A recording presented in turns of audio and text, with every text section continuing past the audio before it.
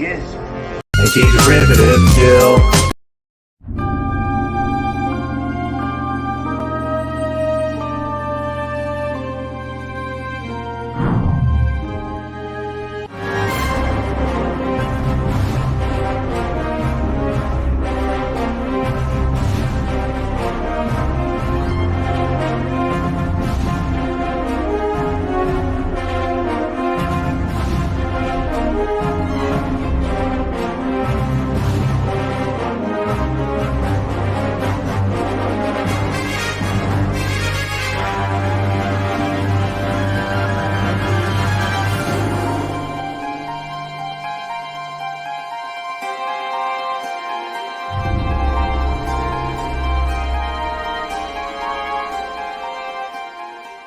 Greetings and felicitations. Hello, I'm Anti-Derivative Jill, and this is Indefinite Lunch in Infinite Combinations number 98, where I am continuing a special journey through all of the episodes of Star Trek, the original series, and we're watching in production order, so we're on the Lights of Zetar today, which is the 73rd episode. That means, including this one, we only have 7 episodes to go. And this one is about a non-corporeal colony creature. Scotty, R37 knows what I'm talking about. They're my favorite. Yeah. So, speaking of which, we do have Scotty R37 here today. Hello. How's it going? Hey. And also Bird of Prey 5. Hey. So, it's always awesome when you're able to join us. Thank you. And Stone Racket. We also have Stone Racket. Hey there. Hello. I'm here with Harpo, and we're all ready to go trekking with you, Jill, and everybody here on the panel. Yeah, that's what we should do. And also joining us, he's been with my channel since the beginning, Pop Culture Curator. How are you? I am doing good. Hello, everybody. So good to see you. Thank you for having me here. I'm excited. Yeah, me too. And also here is Jim's Landscape. Wait, who is he today? Let me see. He is Captain Duke Shepard. Still the same, Captain Shepard. Except Friday, I'll go back to Commodore. Well, I just want to make sure it's right. Yeah. I was right. So reference to production of these episodes includes Star Trek 365, which I learned about from Raquel Briggs, who reviews all of real Star Trek from 66 to 2005 with Cloudburn Times. And so they do that every Saturday and at 9 p.m. So it's a lot of fun. We are talking about Voyager right now, continuing season 5. I'll also make reference to These Are the Voyages by Mark Cushman because he's got some really great material, insider info stuff there. So any other references I make, I'll cite as I go along. And even though my slides go in order, oh yeah, I need those slides. I got them right here this time. See if I can play this. I don't mind if you want to talk about different parts of the episode. So to help with that, I'll read the preview for the Lights of Zetar right now.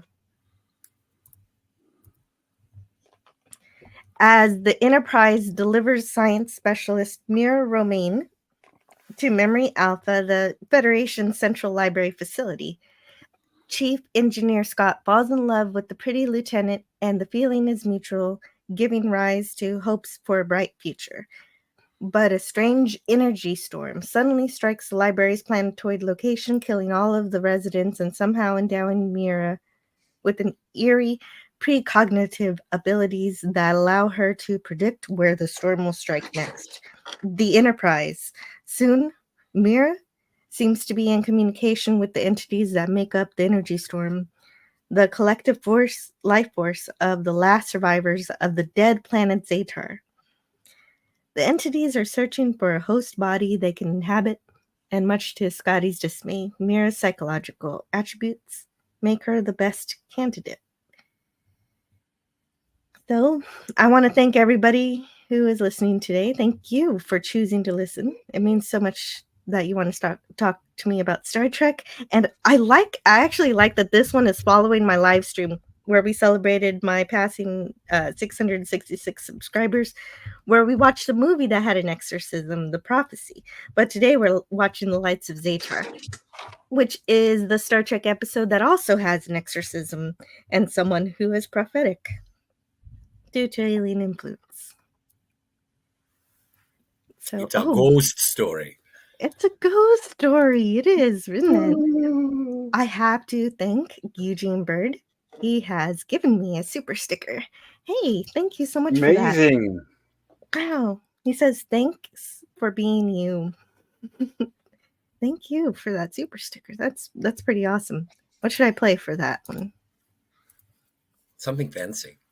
Something fancy. All right. Something cool then. Let's find. Oh, how about.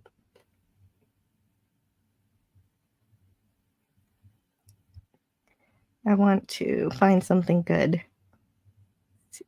but not take too long. Oh, hey, what about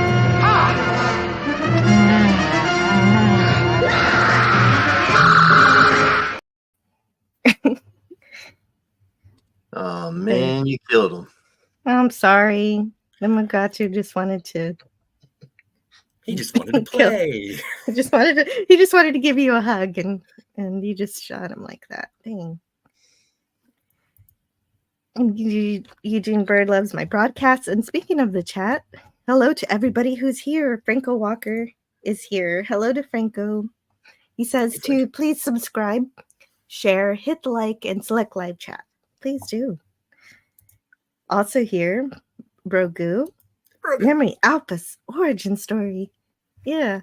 So Memory Alpha is just mentioned here. They didn't really do anything with the idea except for kill people, but it endures in the form of a Wikipedia website today. And Tiger Stripes here leaves a B minus extra point or two because of Sherry Lewis and the puppet analogy within the story. Lamb chop for the win. Ah, Sherry Lewis. Sherry Lewis. Like I said, extra points. I loved Sherry Lewis when I was tiny. Yeah, me too. Well, she spanned so many generations. She started in the 50s and she had her show in the 90s. I was kind of too old already, a little bit. Not too old, but I watched it anyway because it was that good. Only monkeys about as far from lamb chops as it's possible to be and still be a hand puppet. And oh yeah, so I was a little bit late. Sorry about that. Gavin says Scotty's in love and has not bumped his head. Maybe it'll work out then. It's just bad luck when Scotty falls in love with a lady. It never works out for her. No. Yeah. Surprising she doesn't die. Edge of Time. Hey, Edge of Time. Hey, Edge of Time. Hey, Edge, what's up? It's surprising to me how much Scotty's love life is the ship's business. That it's like it's Kirk's, captain's log. Right. When a man Scotty's age falls in love. Oh boy. He's got to tell us they're in love because they certainly don't really show much of it. Franco Walker says, I gave this a B. I quite enjoyed this episode. Huh. Yeah. Very good. Gavin Blackburn. Hey, Gavin. Also, hello to Alan Trioscillator. Penny. Hey, Penny. Penny and Alan. I imagine Frankelberger was pretty monstrous by the time he completed this episode. Honestly, though, Frankelberger was actually pretty good for this episode for some reason. He saw how outlandish the science was in it, and he was like, I've got to input this to our science department early. And that's kind of why it's not as bad as it could have been. Like, I actually have good things to say about Freddy this week. And I want to say hello to everyone in the chat. I know some people said hello to me. I'm going to return the kindness. Oh, of course, yes. Hello, that Penny. What's up? Edge of Time says they'll have a glazed donut and a glass of anything to go. Delish. I have a strawberry smoothie and a protein bar. And that's why I was on mute. And hello to the chat. And hello, Penny. A special hello to Penny. I got a Dr. Pepper. So misunderstood, right, Captain? And I have coffee.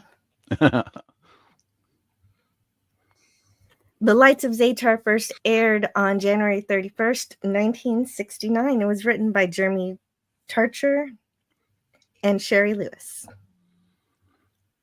And so the 365 book already has something here. A large percentage of television viewing public remembers Sherry Lewis as a perky, ponytailed female ventriloquist, generally seen in the company of an adorable sock puppet named a lamb chop. A smaller percentage is aware that Lewis and her husband, book publisher Jeremy Tarcher, wrote the Star Trek episode The Lights of Zetar. Lewis was a devout fan of the series, so selling a script to the show was one half of a dream come true for her. Unfortunately, the other half of her dream to be cast as Mira, the character she placed at the center of the story, didn't come to pass. The role went to actress Jan Sutton. It may have been Lewis's closeness to Mira's story that blinded her to what many fans consider the episode's primary flaw. The story centers on an outsider, a character who isn't even a regular on the Enterprise, and it's her life that's in jeopardy, not one of the big three. But alas, the audience, unlike lovelorn Scotty, has no emotional investment in Mira's outcome. I don't think that's true. I had emotional interest. You I did? didn't want to see her die. Yeah. I mean, we're all human. We don't want to see, anybody die. Anyone die on the show, yeah, or just in general. Well, okay, just so people know, that was Paula Block from the book who was speaking, not me. But yes, I do agree. But I do also understand what she's saying.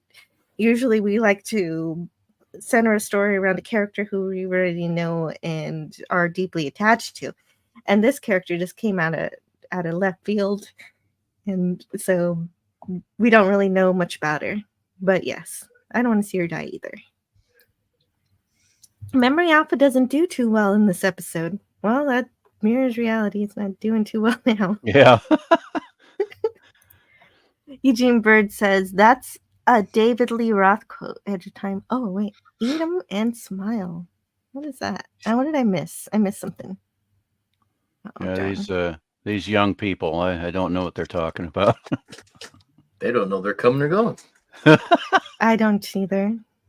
David Lee Roth? Yeah, I know who he is, but Okay, I don't know what the reference is, what they're talking about. That's my problem when I miss something in the chat and then I read the second half of the comment and I don't know what the first one was. Franco Walker has some apple crumble and custard for supper. Oh, man. Without a bowl. So he's eating it straight out of the pan, I guess. Yeah. Fire the Tribblebinks, Penny. And PvP's got a question in the chat. PvP? Oh, okay, I'll get to that in a minute. Yeah. I ain't got nobody. Nobody cares for me. Oh, no, that's from the David Lee Roth. Okay, there you go. But that's quite apropos for today's episode. in a little bit PvP, I want to feel like I've gotten started first. I'll send it to you in just a minute. Patience. Right. Patience. Yeah, patience. I know you don't have a lot of time. So just give me a chance to get this started. So, also, so this is from the Mark Cushman book. I won't read the whole thing that's here, but obviously she did all of her children's broadcasting starting in the 50s. And, well, it doesn't say it here, but she also did a show in the 90s, which is the one I watched. Yeah, that's the one I'm familiar with. Mm-hmm. Yeah, it's Mark Cushman mentions her first appearance on what show, Jill? Oh, her first appearance was on the Captain Kangaroo show. Captain Kangaroo. Oh, yay. really? Which, Wow. Oh, yeah. yeah. And Little. everybody knows Lamb Chop, but Jill, Yeah. who were the other two puppets that Jerry Lewis had? Been a long time. Oh, I don't. Charlie Horse. Did you say Jerry Lewis? I was going to say, I that's said what it sounded like. Sherry Lewis. Yeah. Dean Martin and Secretariat. If I I don't said know the if other I said one. Jerry, forgive me. I meant Sherry Lewis, but her other two puppets, you got Charlie Horse, and the other one was Hush Puppy. Oh, yeah. See, I did watch it. And I won't sing the song that never ends. I'll have you know that on, my friend. I'll have you know that my three older siblings each had a Sherry Lewis puppet. My oldest brother had Charlie Horse. My second older brother had Hush Puppy, and of course, my older sister had Lamb Chop. Mm-hmm. I was a stuck. Muppet Man myself. I was stuck with Jiminy Cricket, so completely different kind of puppet. Oh man. Yeah. Okay. So I was just sending a link to PvP. Sorry for the delay. And of course, she also wrote this episode with her husband, who I guess they were writing partners, and they did a bunch of stuff. They worked together, so that's really great. That's really great marriage where they work together. And so they wrote this episode, and he did stuff besides just children's programming, though. He also did paranormal and psychic activity. I haven't read this yet. I just copied it from the book. And he had been successful at packaging books by celebrities like Johnny Carson, Philip Diller, and Buddy Hackett. I don't know what that means, packaging books by celebrities. Like what does that mean? Anyway, I'm not 100%. Well, getting them to a publisher, I don't know. Okay, that would make sense. Kind of a go-between, or I don't know, or getting them all ghostwriters to actually write the book for them. That makes sense. You know what? All of that makes sense. Okay, so he dealt with books. That makes sense too. Okay, so Sherry Lewis says, we love no show better than Star Trek. We had an idea for the show. I told my agent to call the producer, and the agent said, don't be silly. They won't take you seriously. So I fired that agent and made the call myself. There you go. I spoke to Serves Freddie. him right. I spoke to Freddie Freiberger, who immediately gave me an appointment. I wanted to do a love story for a character who hadn't had one yet, and we liked Scotty. Mm-hmm. That's cool. Yep. Then I just want to talk a little bit about the director. The director was Herb Kenwith. He was friends with Lucille Ball. And I guess, yeah, so then he ended up on this. So that's his connection. I'm not reading the whole thing, but he says, I was thrilled to get it because Star Trek had a good reputation. He said to Pat Janensky, I'm not going to say that name. I can't say it. Of Starlog. Patty J. Of Starlog in 1992. It was something I had never been involved with, the show with special effects, and I had been anticipating having a good time. I liked the script. I thought it was interesting and so far removed from anything I'd done, because I'd done theater and plays. So everyone was actually pretty charmed by him, despite him never doing a Star Trek episode before. And he actually had a really good relationship with Shatner and Doohan. But since he went overtime on 2 different days, he didn't do another episode. So it doesn't matter that he had a good relationship with the cast. That's not what matters to Freddie. Yeah, you go into overtime, you're gone. Yeah, there weren't many episodes after this one he could have done anyway, to be honest. So, well, you know what, PvP, hold on a second. You're never here, so I don't think you've ever read a captain's log. Oh, gee. Oh, so gosh. Oh, my. Read a captain's log for me. It's in the private chat. Okay, I see it now. Captain's log, stardate 5725.3. The Enterprise is en route to Memory Alpha. It is a planetoid set up by the Federation solely as a central library containing the total cultural history and scientific knowledge of all planetary Federation members. With us is Specialist Lieutenant Mira Romaine.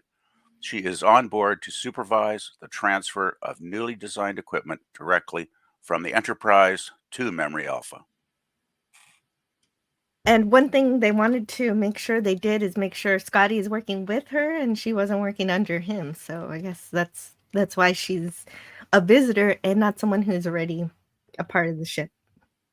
That makes it convenient too, because then they don't have to continue the love story in the next episode, right? Because she's a visitor. So Yeah, but that's the weird thing, because at the end of the episode, they're like, well, she might as well stay here. But But she whatever. We doesn't. never see her. We never see her again. Yeah, that's right. Yeah, I No, felt bad for Scotty.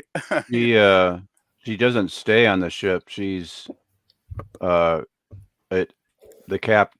says she has a lot of work to do at Memory Alpha, and I'm like, well, what, clean up all the bodies? Well, the body.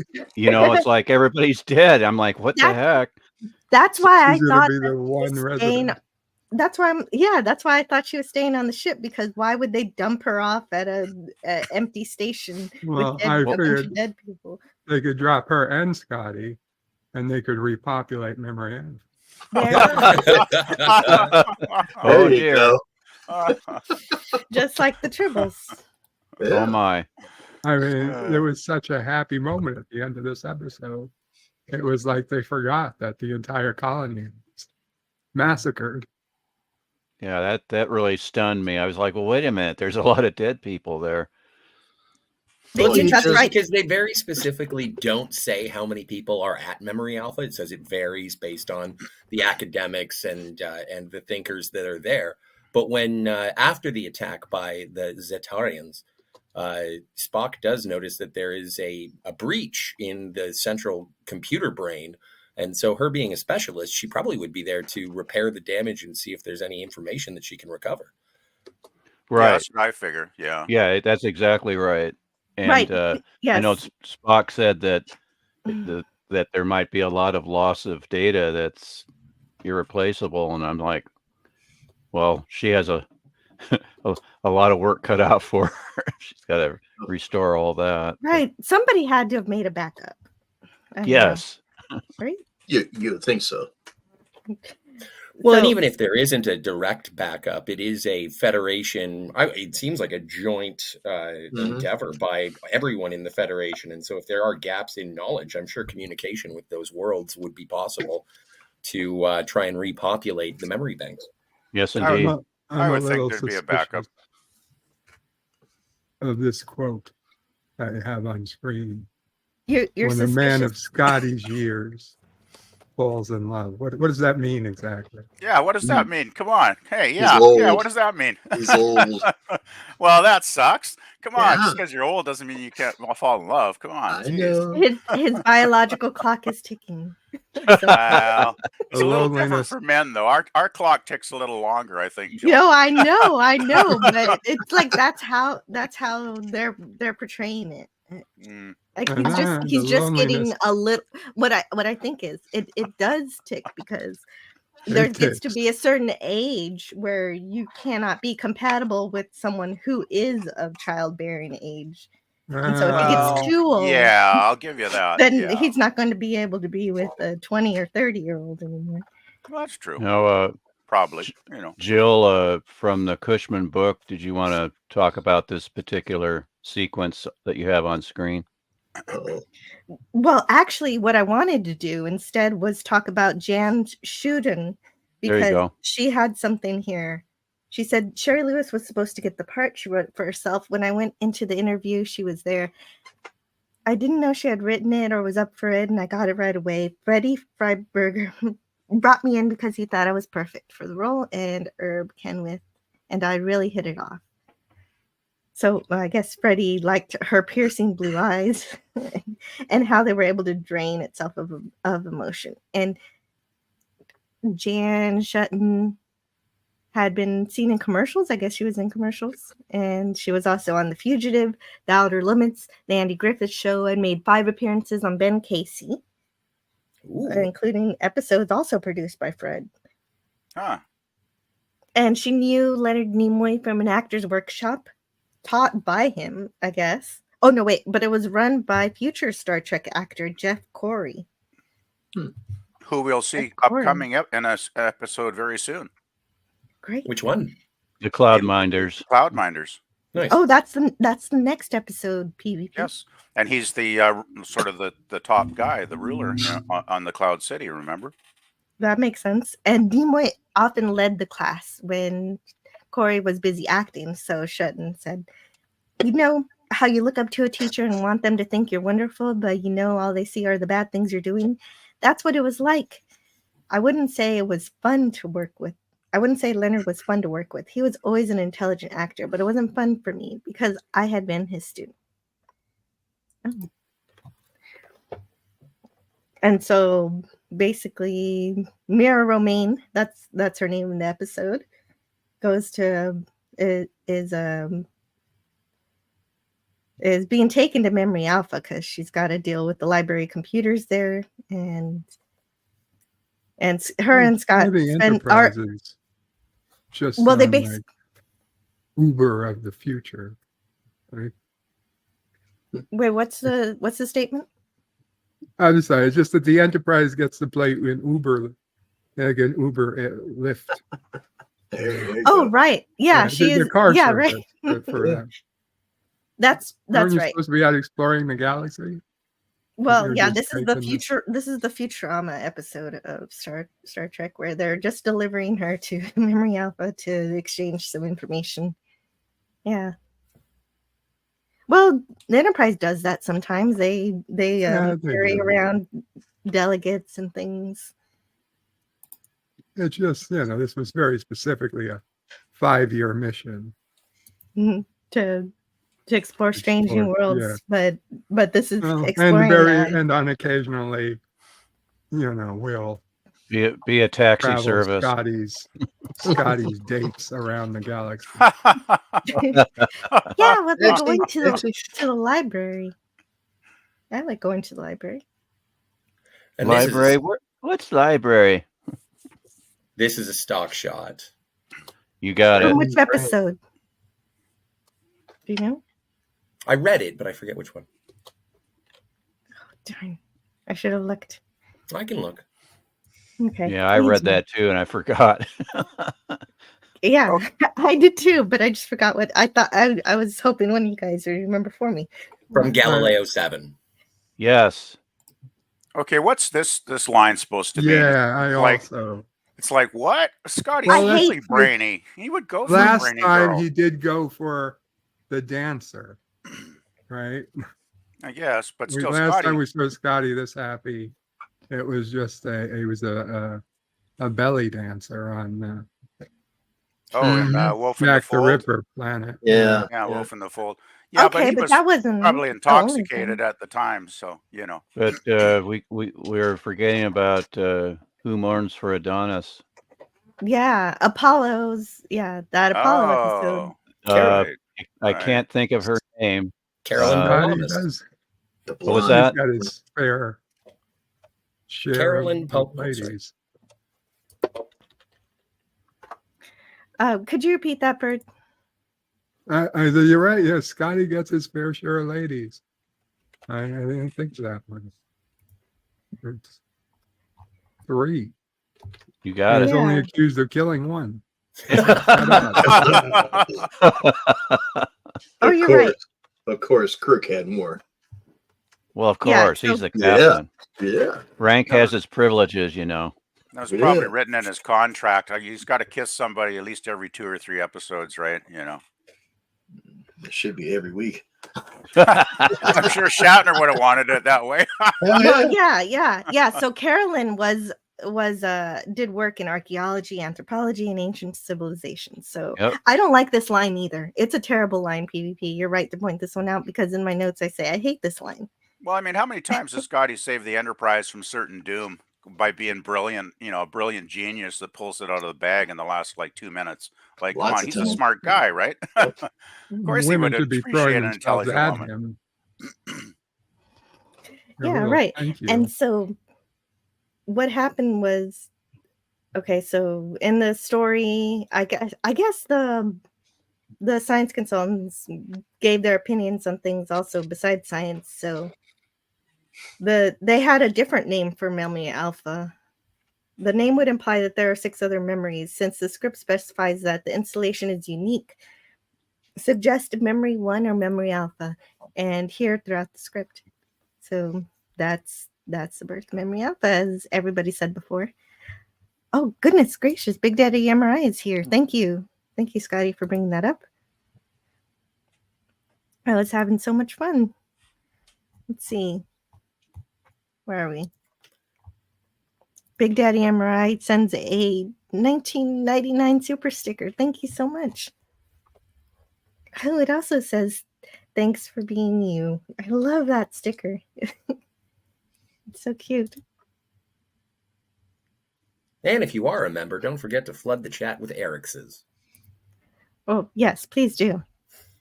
Well, Eric's is what keeps me safe from the copyright claims. And so, thank you so much, Big Daddy MRI. I'll play this one for you. There are certain things men must do to remain men. Yes, indeed. Yep. And Scotty's working on that right now. Yep. The previous slide that you had when Romaine and Scotty were in engineering, that, according to the Cushman book, is from a later part of the episode, and they re-edited the episode so that sequence was put in right away, and the director was not happy with how it was re-edited, and he was kind of shut out of the editing process in a way. So he wasn't really happy with how things were rearranged. Is the director supposed to be able to help with the editing? That makes sense. Indeed. That makes sense that he would. Yeah, that's kind of routine, but he was kind of shut out of this one, according to the Cushman book. That's terrible. Yeah, I didn't like that at all. Well, and as you mentioned, in terms of the cutthroat nature of episodic television in the 1960s, maybe he was shut out of the editing bay because he went over time. That's true too. He may have been punished. Yeah, but then his vision for the episode was tarnished by editing that didn't have his input, so that's not good. And then the episode was already rewritten in a way that I don't think Sherry didn't like it, but she didn't hate it enough to take her name off of it. Yeah, but that's right. I was always under the impression that when it came to television, like highest person on the totem pole, for lack of a better term, would be like your showrunner, your executive producer, followed by the writer, followed by the director. Like the director is not as powerful as they would be in, say, film when it comes to television. Mm-hmm. That's true. That makes some sense. That's true, but according to the interview with Cushman, or the interview that Cushman quoted, he was surprised that he was left out of the editing bay completely. That wasn't what he was used to, even back then in 60s cutthroat television. So, but I want to thank Darius Munchausen for being a member for 3 months, and also Big Daddy MRI. That's been put up in the chat, so y'all have been a member for 3 months. Thank you so much. All I ask is a tall ship and a star to steer her by. And also there are quite a few chats, so let's see what's happening here. Back when our children's show hosts were all imaginary military men and not just the friendly man next door. Won't you be my neighbor? Yeah, no, that's the one I remember, so I don't know. Franco Walker doesn't know lamb chop. I've worked out it's a puppet. I don't think it was shown in the UK. Well, you guys had your own fair share of puppets, so I'm sure you had some cool ones. Jerry Lewis as most famous puppet was Lady. Okay. What? Puppet? No, that's what we would say. Yeah, but That seemed appropriate name for his puppet. It was a joke. It was good. Oh, a name for his puppet. Okay, gotcha. Thank you, Scotty. Lady. See Like that? Yeah. That's the Jerry Lewis I was expecting. Yeah. I don't know. Edgertime says Mr. Rogers needed to leave Lady Elaine the F alone. Super creepy. Ooh. Also, meow, meow, meow, meow. Meow, meow. Well, this is funny. This is the second show that that Dogma has shown up because Lady Elaine from Mr. Rogers plays the nun at the beginning of Dogma. Anyway, thank you for coming to my TED Talk. That's fun. I don't know. I never found Mr. Rogers to be creepy ever. James Caserta called Secret Hideout. They told me Alex Kurtzman was going to call me back. Okay. Good luck with that, Jim. I look forward to your interview. And DJ Play Nice says Sherry Lewis in the UK from Wiki. Oh, you're reading. Oh, you're giving me some Wiki stuff here. She did a number of British shows. Oh, she did. The Val Dunican show and the Royal Variety Performance. Thank you.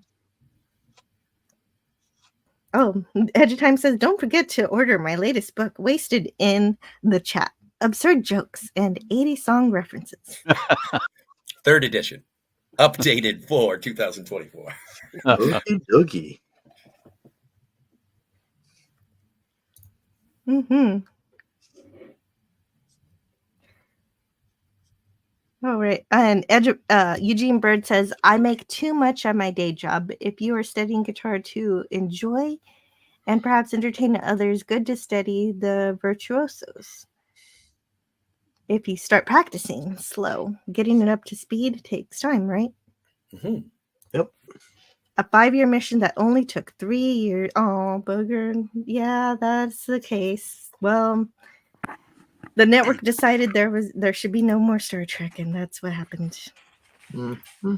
No rating. No, it's not because the ratings actually weren't that bad. It was the highest rated Friday show. Mm. For NBC, yeah. Yeah. Edge of Time says, it's a joke, James. I appreciate the interest, but I'm not to be taken serially. Nope. Just throw money at Jill. I'll be here all the episode. Tip your waitresses. Yeah. Yeah. Mm-hmm.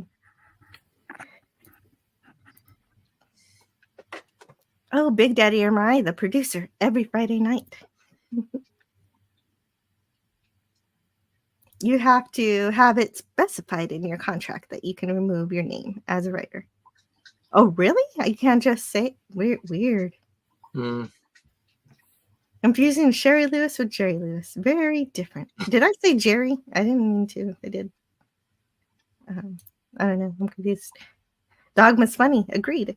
Hey, what's up? Right. Plus C Nation. Hello, Ariba Bell. Ari. And hello to Mikey. Hey, Mikey. Hey, Mikey. And... Mikey likes it. Oh, did I talk about? Yeah, I did. So, yeah, okay. And then the very first thing Scotty says to her, you're the sanest, smartest, nicest woman that has ever come aboard the ship. Oh, do I have the clip? Oh, I hope so. Let me check. I do. I have some clips. You're the sanest, the smartest, the nicest woman that has ever come aboard this ship.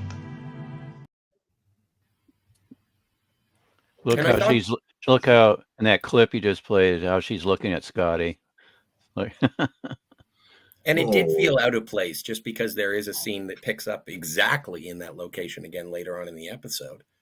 And I can understand her attraction to Scotty because in her biographical tapes says that her father is a chief engineer retired. So maybe Lieutenant Romaine has a bit of a daddy affection. I didn't even think about it like that. Well, I don't think I'm telling tales out of school. It's a common psychological or romantic story. It's not, there's no, in no way is anything in the episode that backs that up, but that's an interesting theory. And I was wondering if Scott says that she's sane just to point out her insanity later. It's like she's sane and now she's not. Of course, that's something I always tell a woman. You're very sane. I'm so You're so sane and pretty. It's so refreshing. Absolutely not crazy. For a change, insane. right? It's really sane for a change, you know. Mm-hmm.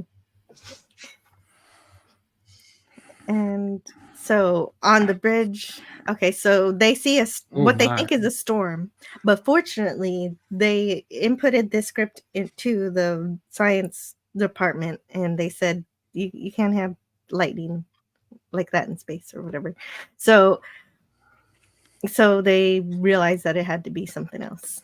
And Definitely remastered effects. Yes, these are the remastered effects. I can show you the non-remastered effects a little later. The Trekkie channel doesn't have it, but I found a website that shows the pictures. And okay, so there's a line that Kirk says coming up that is confusing to me, but before we get to that, He could talk only to the ship. Now he can see nothing but the woman. and then my least favorite line ever. I didn't think Mr. Scott would go for the brainy type. You know, I don't know who wrote this. I do. Sherry Lewis, of course. I know. Yeah, Sherry Lewis did. But some of these lines about Scotty are almost like digs at his intelligence, like he's some kind of drooling idiot or something. For sure, did they? Damn right. They make him different. I guess maybe they see how wild he was for Carolyn and Apollo, and he kept being in that episode. He was delinquent. He was. Oh yeah. He did go against orders. Didn't Sulu have a line in this episode where he goes, I don't think he's noticed she has a brain or something along those lines? That's the same thing. So. I don't think he's even noticed she has. It's terrible. I don't like it. Yeah. But I don't remember Sherry Lewis wasn't happy with how she was rewritten, so I'm going to chalk that up. She was lobbying for the role, so maybe she was writing these lines as a way to prop her character up. Or maybe the script got polished and they changed some of the lines. Maybe that's why she was not happy. Yeah, because I don't remember her being really good looking. She was do okay you want to looking. see? Hold on. Oh, sure, go for it if you want. She was attractive. Yeah, I thought she was a decent looking woman. Yeah. Okay. I don't know. I suppose. Yeah. And like I've said before, I consider her the greatest ventriloquist ever. I always thought Lamb Chop was kind of a dark name, though, for a puppet. Like Lamb Chop, like really? Like, that's a bit dark, isn't it? Lamb Chop? I don't know. But it's so cute. Oh, it's cute, but it's kind of like, when I think of lamb chops, I'm going to like the butcher shop, right? Mm-hmm. You got it. It's like, okay. When Sherry Lewis was up on the Hill there in D.C. addressing Congress, thanking them for their support of the Children's Television Workshop. She said she's there with Lamb Chop. She goes, "We both want to thank you. We applaud your efforts." And Lamb Chop goes, "No." She goes, "What? Don't say applaud. Every time you talk about that, I black out."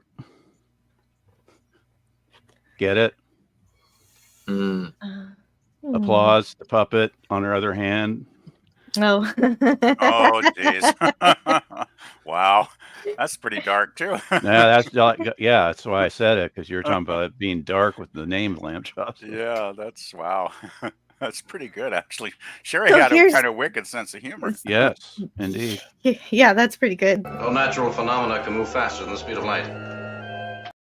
But my problem with this is, someone jogged my memory.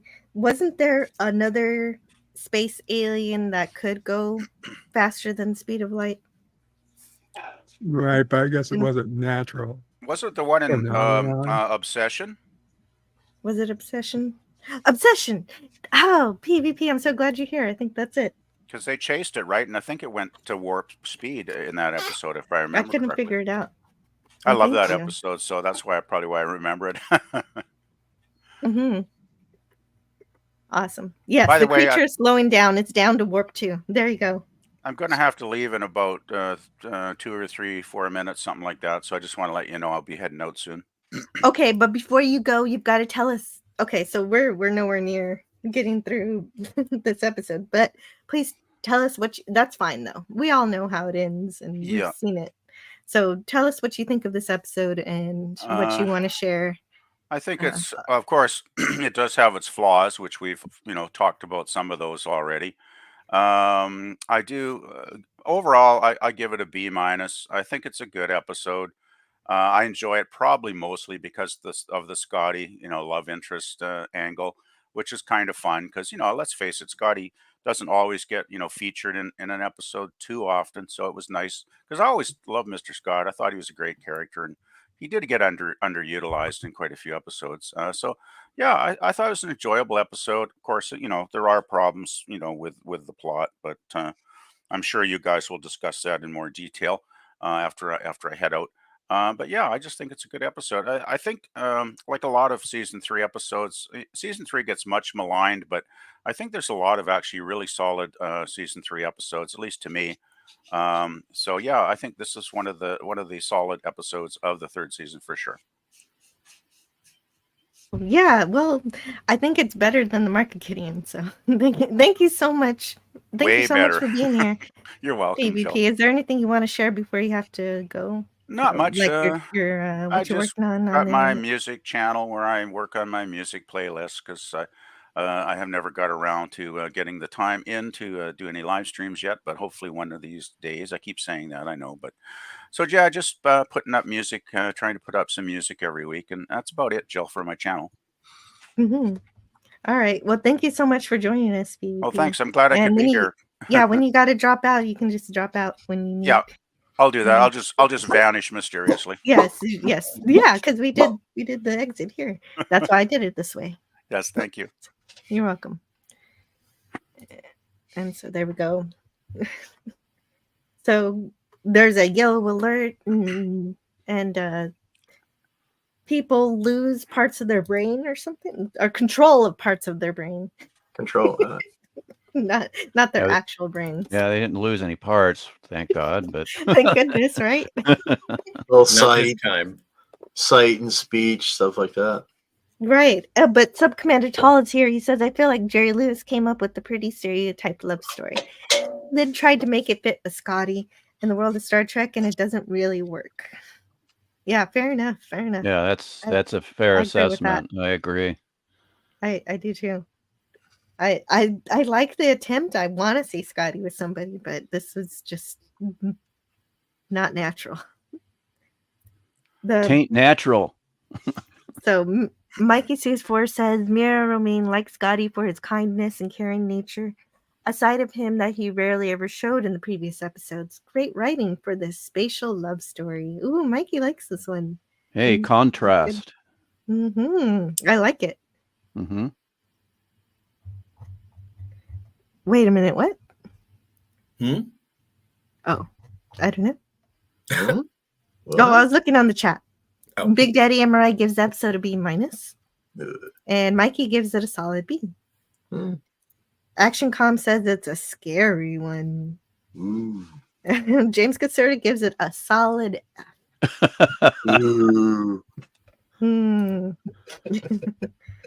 I definitely respect that opinion. I could definitely see why you would do that. Brain and brain. What is brain? Okay, I picked it up. We've been trying to figure that out for years. Oh dear. Where's my buttons? There it is. Is that the eject button? Brain and brain. What is brain? Close to it.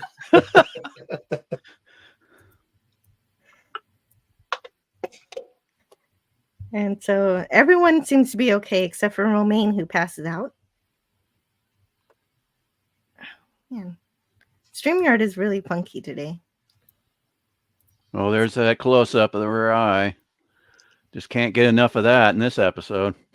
Yeah, lots of lights, pretty lights. Look at all the colors. Well, and it does have similarities to Where No Man Has Gone Before with Elizabeth Daner and Gary Mitchell. Mm-hmm. Right. And so this is probably a more comfortable way to show the influence of the aliens or whatever, just so that she doesn't have to have hard plastic contact lenses. Glowing eyes. Mm-hmm. But I like the way Where No Man Has Gone Before was directed over this one.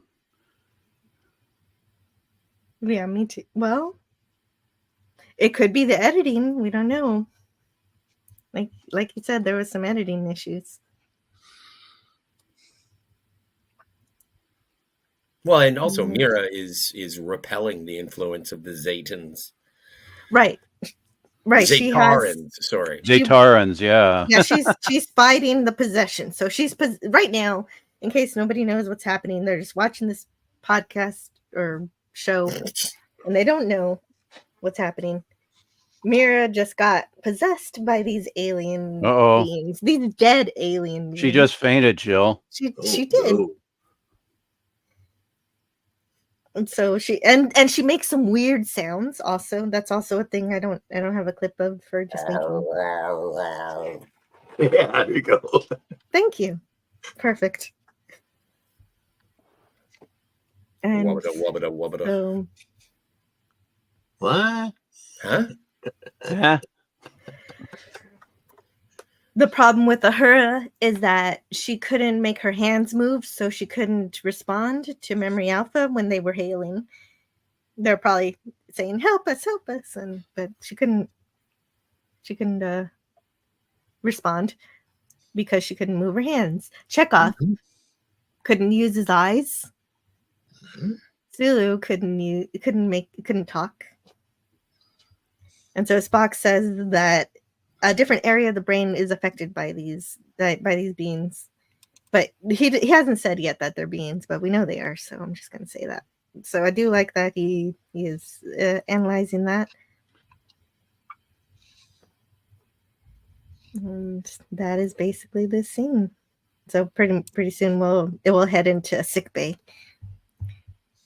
And we should highlight the fact that we do get the primary 7 main characters plus additional Christine Chapel and Mr. Kyle. Last appearance of Kyle until Star Trek II: The Wrath of Khan. Yeah, that's true. Yeah. And speaking of Christine Chapel, we'll talk about that soon. Speaking of Christine Chapel, she gets to do a Scottish brogue in this episode. That was cute. I like that. That's my favorite line in this episode. Is when Rachel Barrett does that. I wonder if that was her idea. Do you have the clip of that? Of course I do. Of course I do. Sweet. Cool. This scene is Dr. McCoy checking out Romaine and her being a little bit agitated about it. She's really aggressive, and I know she just passed out and stuff, so you got to cut her some slack. But she's kind of acting. I don't know. Yeah, she was acting like a bitch. to put it delicately, right, Pop? Pop, that's what I wanted to say. Yeah. Sorry, for lack of a better word. Well, that's Pop, the best word for it. That's the best. Pop is right, because I was like, what? Damn it, Pop. She's so irritable. Oh yeah, agitated. Yeah. There is a lot of weight put on to it being her first space mission as well. And then the observations of Scotty are saying, oh, I just thought it was space sickness, not space madness, but space sickness. And so it seems that there is a psychological toll that deep space missions take. And yeah, she is very difficult. No argument. Scotty, you sound just like Scotty. Alrighty then. Because that's the excuse he gives for her. It's just your first mission. Let's see. Mr. Scott, you state your post for the moment. Yeah, you're no chaperone. Get back to engineering. Right. Otherwise, he would be in this scene. This is where he wants to be. He always wants to be where she is. Like, shouldn't he care about, like, I know he cares about her, but he also needs to care about the ship and his duties and where he should be stationed on the ship. I don't think he would do this. But. Captain, during the disturbance, Memory Alpha was hailing. I wanted to respond, but I couldn't make my hand move. It was not hands that were paralyzed, it was eyes. No, it was speech that was affected. I couldn't utter a sound. In each case, a different area of the brain was affected. Yep, sure was. I want to know why, too. You're the doctor, you tell me. Notice they didn't mention how Spock was affected. Right. That's what I was wondering. He also put his hands up and stuff, so I'm not sure. I did notice that. He was just the one to explain what happened. Oh, thank you. Thank you, Scotty. I need a jet. Everyone have a great day. Hey, goodbye. Take care. Take Thank care, you so Big much Daddy. for the super sticker. Bye-bye. Yes, I hope you have a lovely Tuesday. But any career she hopes for in Starfleet requires discipline and cooperation. Yep.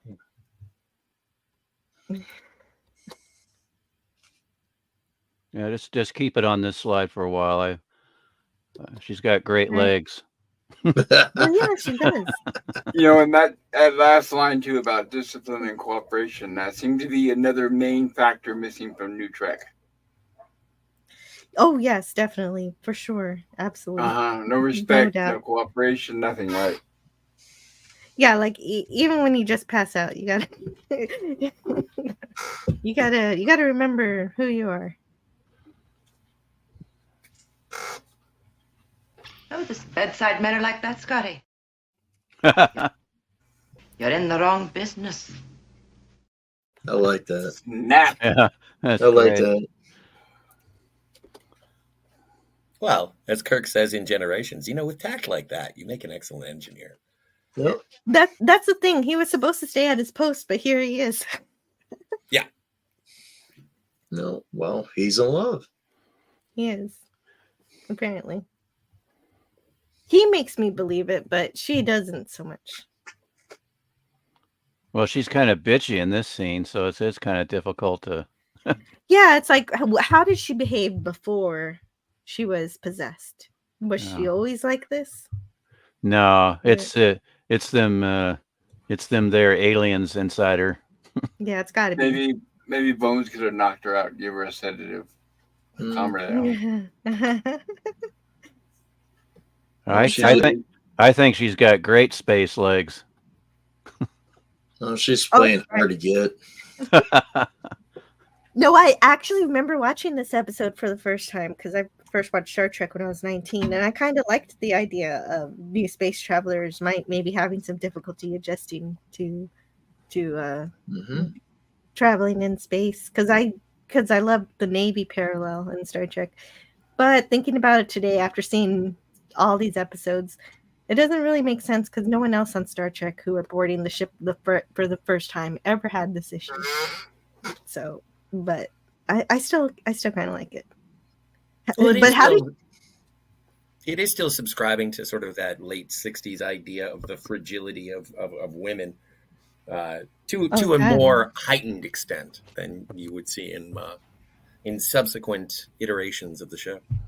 Gosh, Scotty, I didn't think about that because I was just thinking, how did she get through Starfleet Academy and become a lieutenant, and yet this is her first time out ever? I don't know. Like, she is part of the sciences, and she is computer engineer, essentially. Yeah, she's a computer engineer. Yes, I would definitely say that. I think that was kind of clever to make her a computer engineer, not a straight-up engineer, and make it a little different. But Sulu says the storm is heading for Memory Alpha. It's about to destroy it. This is really dumb. The Memory Alpha station was built without any defensive shields. Yeah. And so it's gonna Yeah, hit. the explanation is kind of weak. It is. It is. I'm okay with it. You are? Yes. I'm not. Well, simply because of the region of space that they would have put it, probably puts it deep in the Federation and probably somewhere that would, like, astronomical phenomenon. If it's not typical for that area of space and it being a Federation protected colony, based on the altruism of the formation of the base, you would sort of want it to be as welcoming as possible. And so I do understand it, although in practicality, like there is a certain level, if there is something headed that way, maybe we can go and install some shielding. But I do understand where it's coming from, because it's not this isn't J.J. Abrams. Supernovas don't happen within 10 minutes. Right, but it's arrogant to think that it would never fall in enemy hands. And or we just covered even entire having and this natural. Right, this very episode proves why it's foolish not to have shields.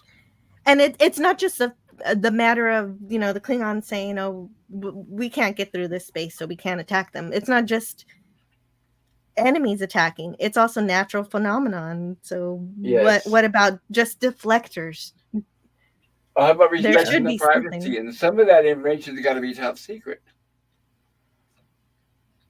Yeah. So and later on they say, "Oh, it's a loss to the galaxy."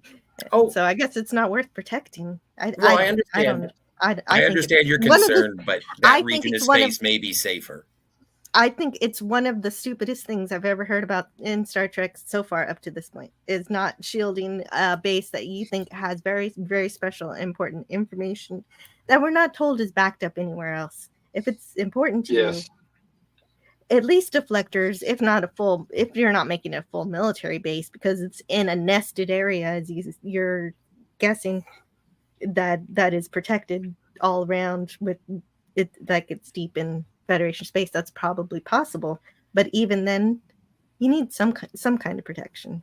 But Even they if don't it's have just they don't have shields. Like there's nothing that says that they don't have like reverse tractor beams to be able to deflect asteroids or things like that. I'm just thinking that it would have been established in a relatively calm region of Federation space. Well, why would you use tractor beams when you can just have some normal deflectors that will deflect things without actually having to be at your station? Oh, this is coming, better tractor it away.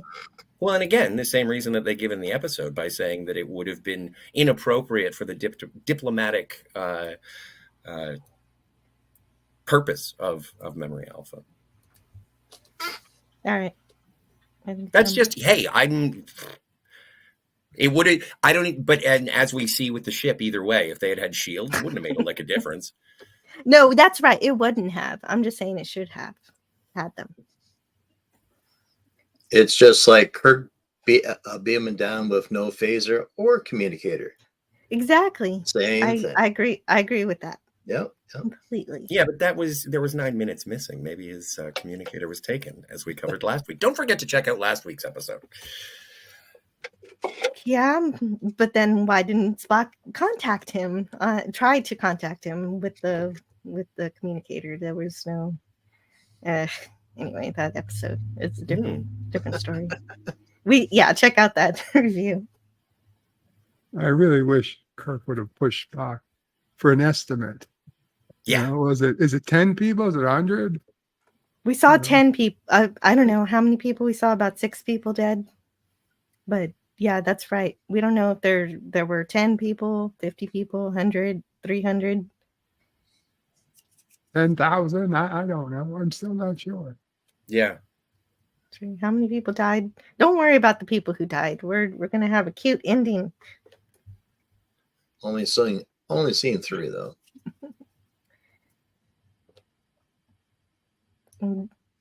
And so they're gonna go down to Memory Alpha to check it out. Another captain's log. I really appreciate the scenes where she was laying on that bed. Me too. I haven't had a captain's log read from Pop Culture Curator in a while. Could you read this captain's log, please? Oh, okay. Give me a moment.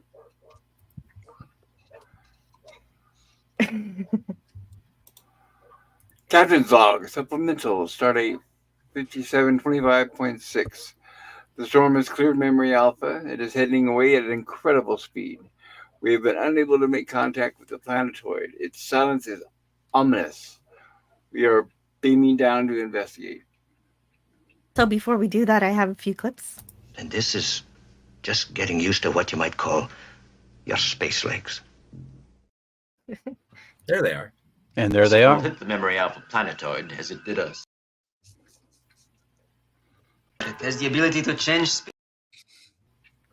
Can change speed. Sir, I'm unable to establish contact with the planetoid. Special protection was deemed unnecessary. Boo. Its speed is incredible. It's hitting the planetoid. And goodbye, Memory Alpha. Is the doctor there with you? Will I find him in engineering? Yeah, really. You love that. That's a good line. Do they mention if Memory Alpha, if the planet itself has an atmosphere? I don't remember. No. Yeah, I doubt it does.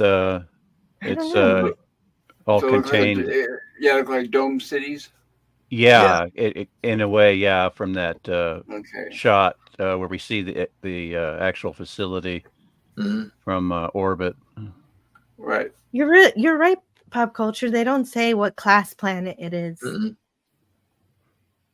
But that's sort of the world building, Right. because if Memory Alpha is Memory Alpha, then although it's been done many times in television drama to try and keep the audience up to speed as to what's going on, these people would know they would all know what Memory Alpha was.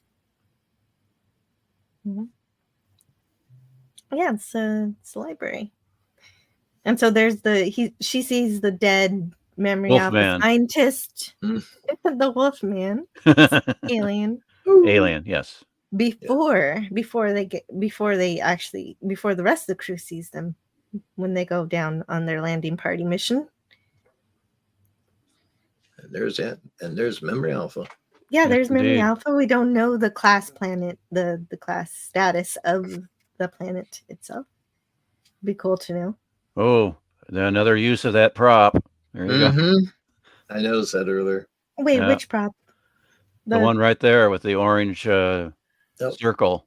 The hot plate. It's from Dagger of the Mind, and then it was reused in the Whom Gods Gawk. Destroy. And then we'll see it in the next room with an alien draped over it. Alien's body Alright. draped over. I think it's an Andorian. Very cool. I did not even notice that. Thank you, Stone Rocket. So they're investigating this. They find the scientists, and the computer core is burned out. So hopefully somebody's got a backup somewhere. Certainly hope so. And the generators are down. Yeah.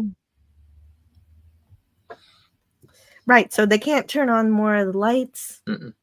But it's still fairly well lit, so I'm not too bothered. I can see what's going on. Oh, it's not going. Lost to the galaxy. Go ahead. Well, it just seems to be something that is established through dialogue as opposed to having it be completely dark. Because when McCoy beams down, when the landing party beams down, McCoy is like transporting into this darkness is unsettling. And so while this may be happening for us, the viewer, it might be a touch darker in actual. You know what? But they don't make it actually dark because then we wouldn't be able to see what's happening. And so that's another thing that people making TV don't understand, that you can say it's dark without actually making it impossible to see what's going on. And there's Lamb Chop. If they had been using flashlights, it would have given us a little bit more to think about. Oh, it's really supposed to be dark. That would even help. though we can see. I would like that. That would be pretty smart. I want to see Starfleet flashlights. Yeah. Oh, they were done tomorrow's yesterday. Kirk and Sulu being down to the Air Force Base with flashlights. And then later on in Next Generation, we get palm beacons, and on Deep Space, on Voyager, you get the double barrel wrist flashlights. Yeah, I don't remember what the ones in I like Tomorrow's those. Yesterday look like. Do they look futuristic, Scotty? Not really. No, they were straight up 1960s flashlights. Yeah, there you go. She's green. Yeah, she'll turn all kinds of colors. Oh yeah. While her face contorts rather dramatically. Yeah, and here are a few clips. Oh wait, go ahead, Jim. And the voice that Scotty made earlier, Oh, very good, Jim. Central brain is damaged, memory core is burned. The loss to the galaxy may be irretrievable. Oh, I'm sorry. Go ahead. Holmes, can you do something? Not a thing, Jeff. Oh, I did get it. I did get a clip of the sound. Right. The same garbled sounds, Lieutenant Romaine. So she dies of severe brain hemorrhaging. Yep. Yeah. Her brain just couldn't take it. Yeah, when she turns plaid, that's when she goes. Yeah. He's go plaid. She's gone to plaid. Scotty, get away from her. You're falling in love. Man.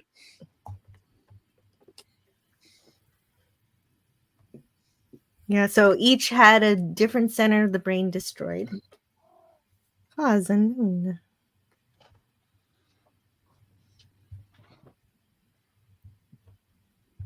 The same garbled sounds, Lieutenant Romaine.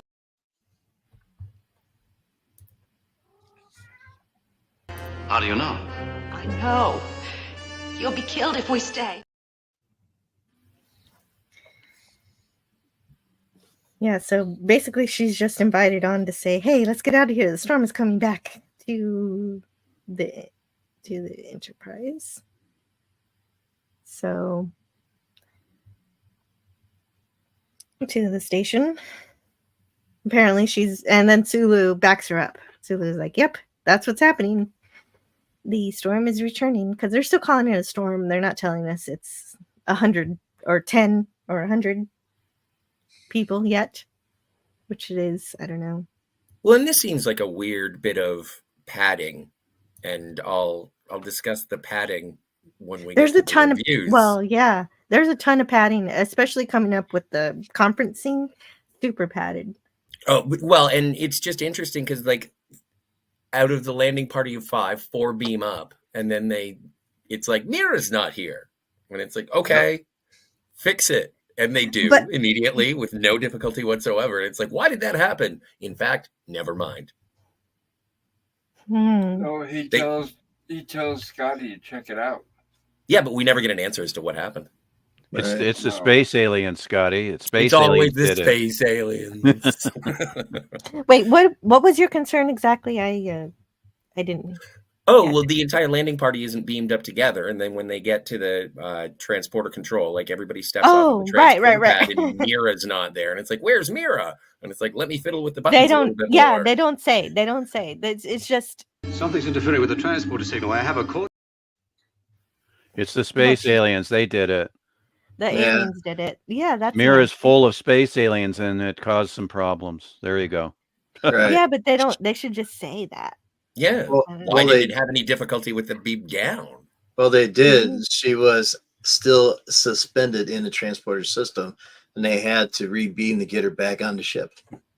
Yeah, but like, they could have shown the little lights causing a problem or something. I don't know. There you go. Just make it look a little goofy. No, they're able to show the lights all over the place in this episode. I don't think that's a problem. Yeah. Well, they had budget for only a certain amount of lights. 4. They had 4 lights. 4 lights. No, 10. 10 lights. Oh. And of course, Spock reminds us no known conditions in space would support that kind of phenomenon. But before we continue with that idea, I have something from the 365 book about Kyle. Yay! Yay. Kyle. You're agonizer, Mr. Kyle. No, Mr. Spock. No, Mr. But before you speak Sure. of Kyle, Jill, if you want to take a look at the private chat just briefly. No. Oh, sure. Oh, okay. Bird of Prey 5 needs to go. Okay, so Sorry. I'll talk to you guys later, but thank wait you a so minute. much. Wait a minute. Wait a minute. Wait a minute. You have to dash this quickly. Can you at least give us your review just in case you can't be back later? I like this episode. I actually really did like it. I know I keep telling everybody that they're all A's, but this is another A for me. Oh, yeah, that's I fair. enjoyed it. I was happy with it. I'd like to see Scotty have some a happy outcome. And it was a weird one. I'll grant you it was a weird episode, but at the end, everybody was happy except all those dead people, but they're already dead. So. Except for the dead people.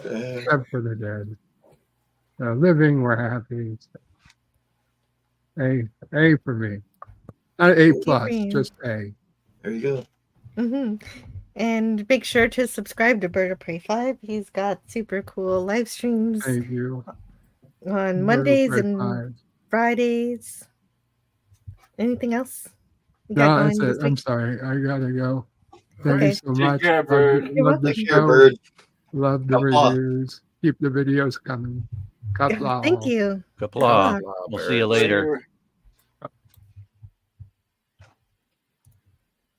Perfect. All right, so just one thing about Kyle from 365 book, and I'll check out the chat. Even though Scotty often handled the transporter controls himself, the odds are that the first thing most people saw when they beamed aboard the Enterprise was the smiling face of Mr. Kyle, which is not to say that Kyle never managed to leave the transporter room. Throughout the Starship's 5-year mission, he saw service in many parts of the ship, including on the bridge, as a relief helmsman and science station operator. But Kyle seemed most at home manning the transporter. Little is known about the crewman's background. Although he seemed to be a nice guy, he did, after all, offer a bowl of chicken soup to a confused security guard, and tomorrow is yesterday.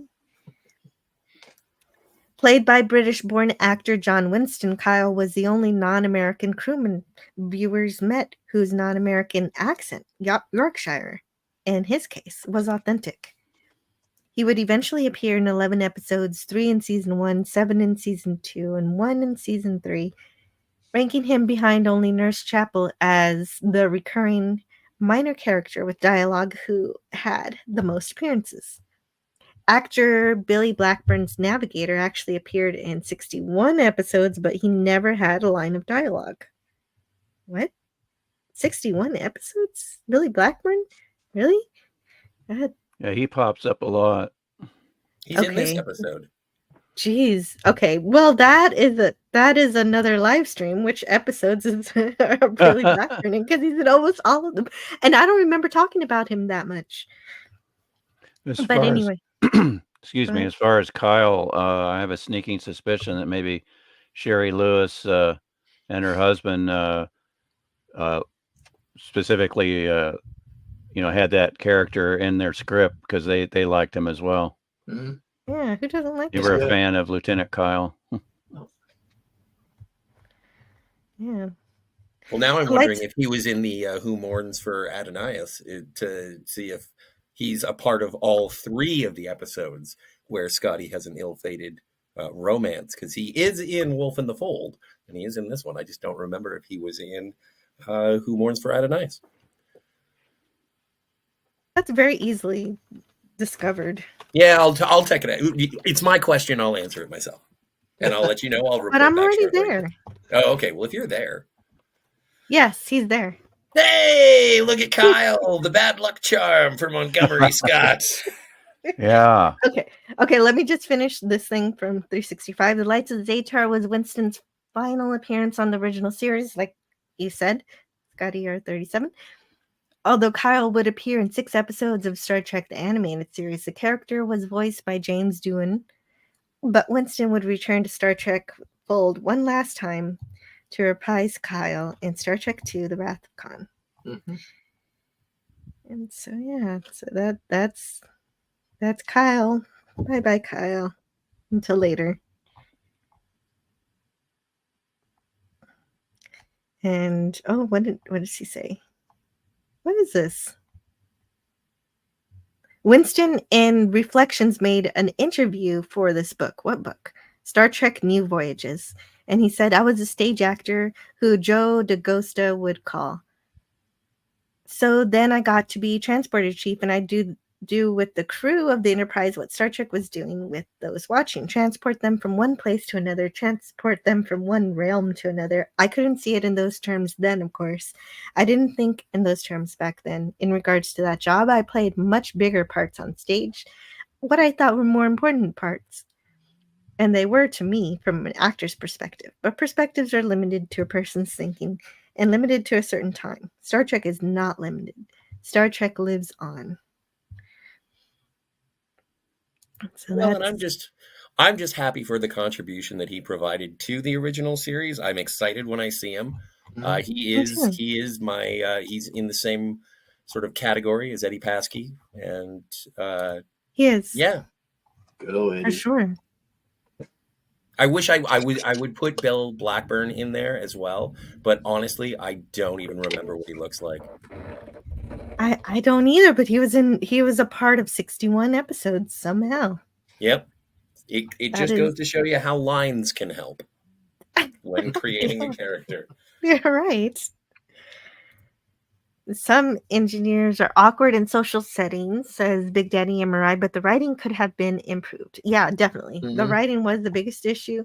And you know what? This could have been a really great episode if we still had the people who made Star Trek. If we had both the Genes, if we had our Dorothy, if we had just Bob Justman, if we had John Meredith Lucas and everybody who makes Star Trek. Helping with this episode, I think it'd definitely be better. Sure would be. Mikey Sees 4 says it's the most unlikely appearing. Mira loves Scotty. Yeah. Oh, and Action Com says next week is the Cloud Vampire. Ooh. Big Daddy MRI gives it a B-, and Mikey gives it a B. Oh, James Consorta gives it an F, so I am behind where I should be. Just want to give a shout out to Mr. Lundell's Groovy Movies and West Kegel.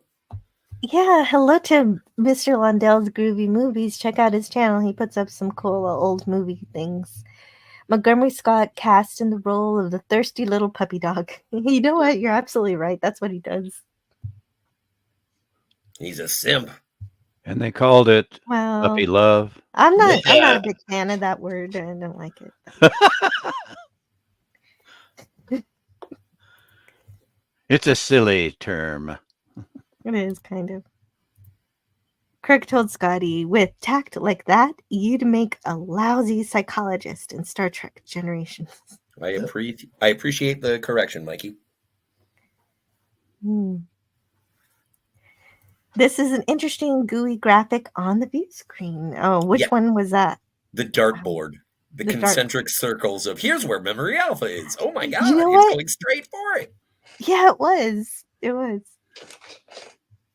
For sure. Remember, the makers of Titanic assumed the Pacific would be full of ships to call for help if Titanic got in trouble.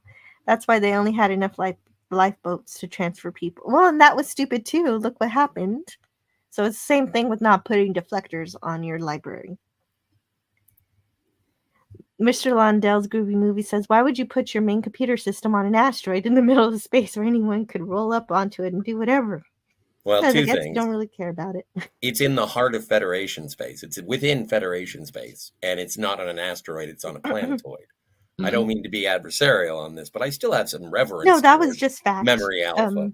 The planetoid part is just fact. It is on a planetoid, not an asteroid. But I agree with Mr. Lundell in terms of them not really doing very much to care about this particular station or the people on it. ActionCom says, I told Memory Alpha to back up their info, to use optical drive cold storage. But do they listen to Action Com? No. Tellarites and Andorians seem to go together like ham and eggs. We see them together here again, like in Journey to Babel and Whom Gods Destroy. I think it's so disappointing that we get to see Andorians, but they're just dead. What's the Tellarites who get short shrift? No, I'm okay with them getting shortchanged. You don't like the fuzzy pig people? Uh-oh. That's speciest. I am. Yeah. Jill, for shame. I could be misjudging them. We don't see a whole lot of them, but they aren't the nicest of aliens from what I've seen. Action Com is on it once again. The captions are wrong. It's belay that order, not delay that order. Belay that Baser order. That is if you want to annoy Bird of Prey 5, just say that. I like the way Shatner says, belay that order. Oh, Cam. Hey, he's back from Mexico. Bish, awesome. Hello, Cam. Good to see you there. Chichen Itza with the pyramids was amazing. Oh man, that's awesome. We're looking forward to the vacation slides there, Cam. Very cool. Yeah, right. And the video. My Kyle equals Mr. Kyle. Oh, I hope he did. There you go.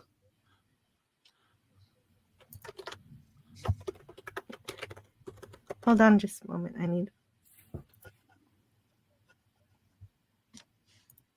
to figure this out. Okay, I wasn't too off. Chichen. That's pretty great. Great to see you, Cam. Glad you had a good time in Mexico. A Lower Decks type episode for TOS would have included Kyle. Yep.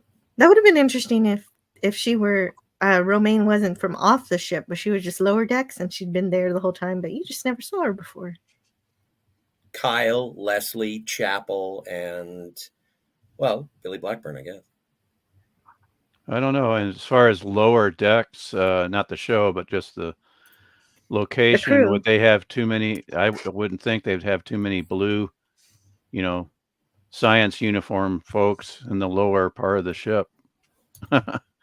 That's just me. I think they would be mostly in the saucer section, but.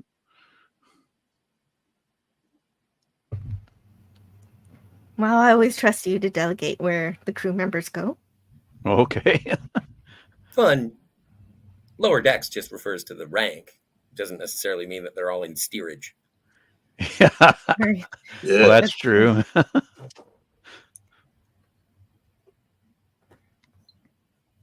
I saw those men dead in their exact positions. Actually, do I have that? I couldn't get as many clips as I wanted because I ran out of time. Obviously, that's why I was a little late. Where? No known conditions in Space. That's all it is. Space. The final. Oh, sorry. Why is he talking to her like she's a puppy? Like he's supposed to be the puppy, like Londell said, but he's just like, oh, it's okay. It's just like I love Montgomery Scott, but when it comes to his game with the ladies, it's virtually non-existent. Every time he tries to express romantic love, he does come off as being a little too paternalistic. Yeah, that's what it is. Not a puppy. Yeah, like, oh, even worse. Well, she's smiling, so I guess it's working. So must be doing something. Or maybe, or else she thinks daddy maybe if I smile, or maybe if I smile at him, he'll stop talking. Yeah, exactly. There you go. I like that, Jill. Yeah. You should report to HR, Lieutenant Romaine. Hard to port. Well, yeah, that's Mark II. I kind of like that scene where they're talking about the coordinates and trying to evade the thing, but Chekhov and Sulu get to try to shine here, but they can't exactly evade. But they tried. There are 10 lights. Well, actually, there's more lights, but there's 10 distinct life forms. And I think too often we don't see Chekhov and Sulu together, so I do like this episode for that. Yeah, that was nice. Right, sir. The storm has reappeared on the long range. Oh, that's an old scene. Where am I? Kyle and Tiffany. Oh, I guess I didn't get that clip. That's because I didn't have as much time. But they're pretty great. No known conditions in space. There are 10 distinct life units within. Maybe I can talk to it. So I do like that too. Of course, TOS invents the awesome trope of let's, instead of shooting at it, let's try to talk to it. Although they give up on it pretty quick here. With the universal translator tied in. Yeah. Yeah, this is another aspect where I think season 3 influencing the next generation, using the universal translator to talk to a creature you can't normally talk to. The Mira must continue. Oh, sorry. It will. It will. But unfortunately, talking to it didn't work. But maybe For another blast. Maybe phasers will do our talking for us. Yeah, exactly. Hold me, it's happening again. Look at those blue eyes. I think that's why she was hired. What are those eyes? She does have lovely blue eyes. But I'm partial to blue. I like blue uniforms as well. And so they cast just right here. Another shot and you'll kill him! Are you having the blues? No, I'm happy to see a lot of blue here.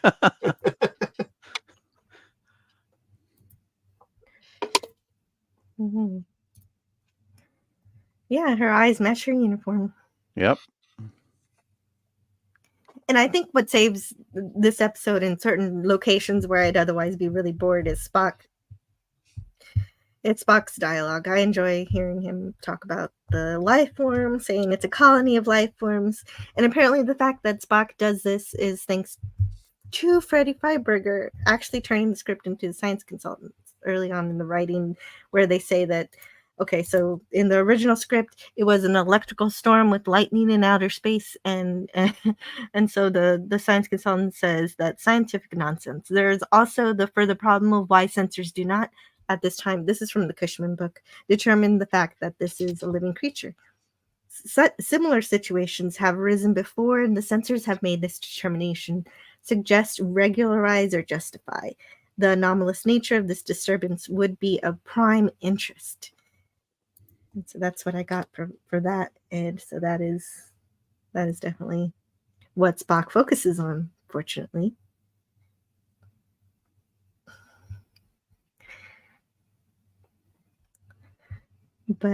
And so Kirk wants to avoid another attack, so they do try to talk to it. Doesn't work. They try to shoot it. Doesn't work.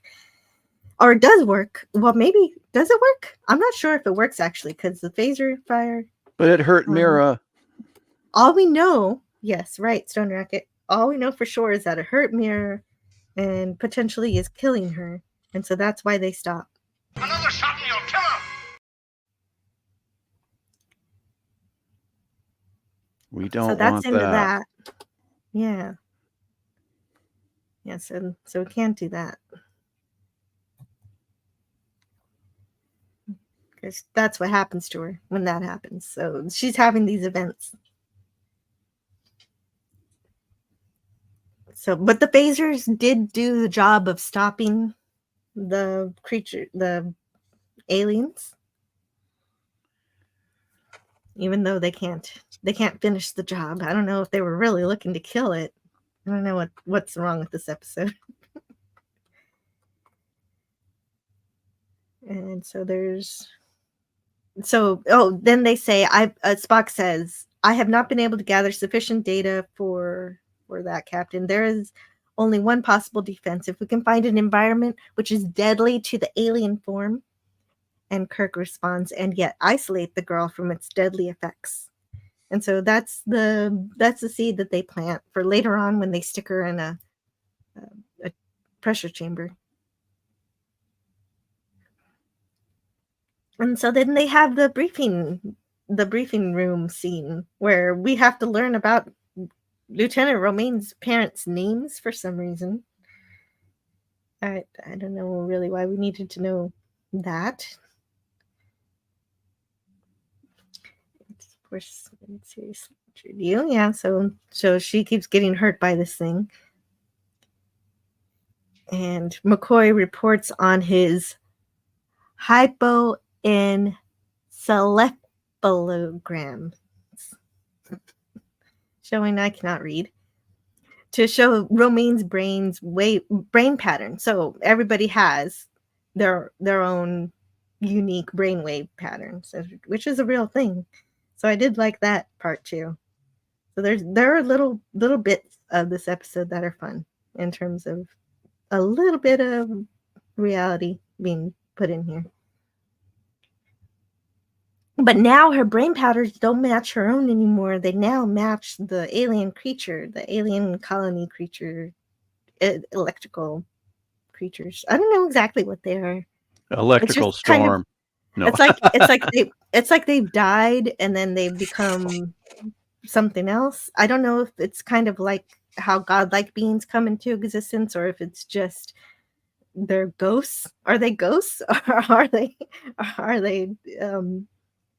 could be souls, godlike beings, or just dead souls in electrical being form? They said that they refuse to die. Because we're going to get to that a little bit later, but I think that's an interesting point to query exactly what the hell they are. Alien spirits. There you go. Alien spirits manifested in electrical pattern. Yep. Yeah, electrical storm. No, I'm sorry. Yeah, well, but that's what was in the script. Yeah, I know. Script, so it keeps coming back to me. That's why I keep saying it. It's just silly. Yeah, it is silly, but that's what Sherry Lewis was trying to do. Yeah. And well, the thing kind of just goes on and on. And don't worry about hurting me. Now this is how we'll proceed. Oh, I cut you off. You were going to sing. I heard the echo. The scene just goes on and on. I wasn't going to sing. I just. The scene goes on and on. This is the scene that never ends. Okay, there you go. My friend. It's a meeting. It's a meeting room. They're having a meeting, trying to figure things out. Trying to get some knowledge. No, but there are very irrelevant things that happen during the scene that we don't need to know. It's not until more towards the end of the scene that we get to the whole point of the scene. Yeah. Because why do we have to get okay, I guess it makes sense to look into her psychological profile a bit, but they drag it. They drag it out a bit. But I do like where they show the differences of the brainwave pattern. That's the most important part. Yep. Damn writers. Well, Then there's Spock says there is an identity of minds taking place between the alien being and the mind of Lieutenant Romaine. Their thoughts are becoming hers. And so this is where Scotty discloses that Romaine has been seeing future events. But Kirk's like, why didn't you tell me this before? It's because I just thought it was space sickness. You don't report on that. I guess you don't. You don't report on medical issues. You should report anything on the ship. Anything. Yeah, especially something strange like that. Exactly. Yep. I think that's a problem with Scotty, and it's a puppy dog love. Yeah, right. He's just always defending her. Well, he was like, if we do tell them, you're just going to be stuck in sickbay the whole time. And so that was the explanation. That was the real explanation why he doesn't tell.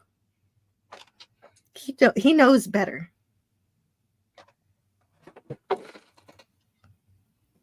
He was dying. Okay, so Mira reveals that she sees Scotty dying. And so she's afraid of hurting him. And Scott says a pretty good line. I didn't get the whole thing because I didn't have time. But he says, It's our turn now. We'll fight them. what's all this talk of dying? They've called the turn on us 3 out of 4 times. Now that's better average than anyone deserves. It's our turn now. We'll fight them. So let's not hear anything more about dying. But I don't know. He delivers the lines well, but I think they're kind of weird. It's like, she's a Starfleet officer. There shouldn't be any fear about talking about death. That's risk is our business stuff. So that's silly too. So I have mixed feelings about that particular scene.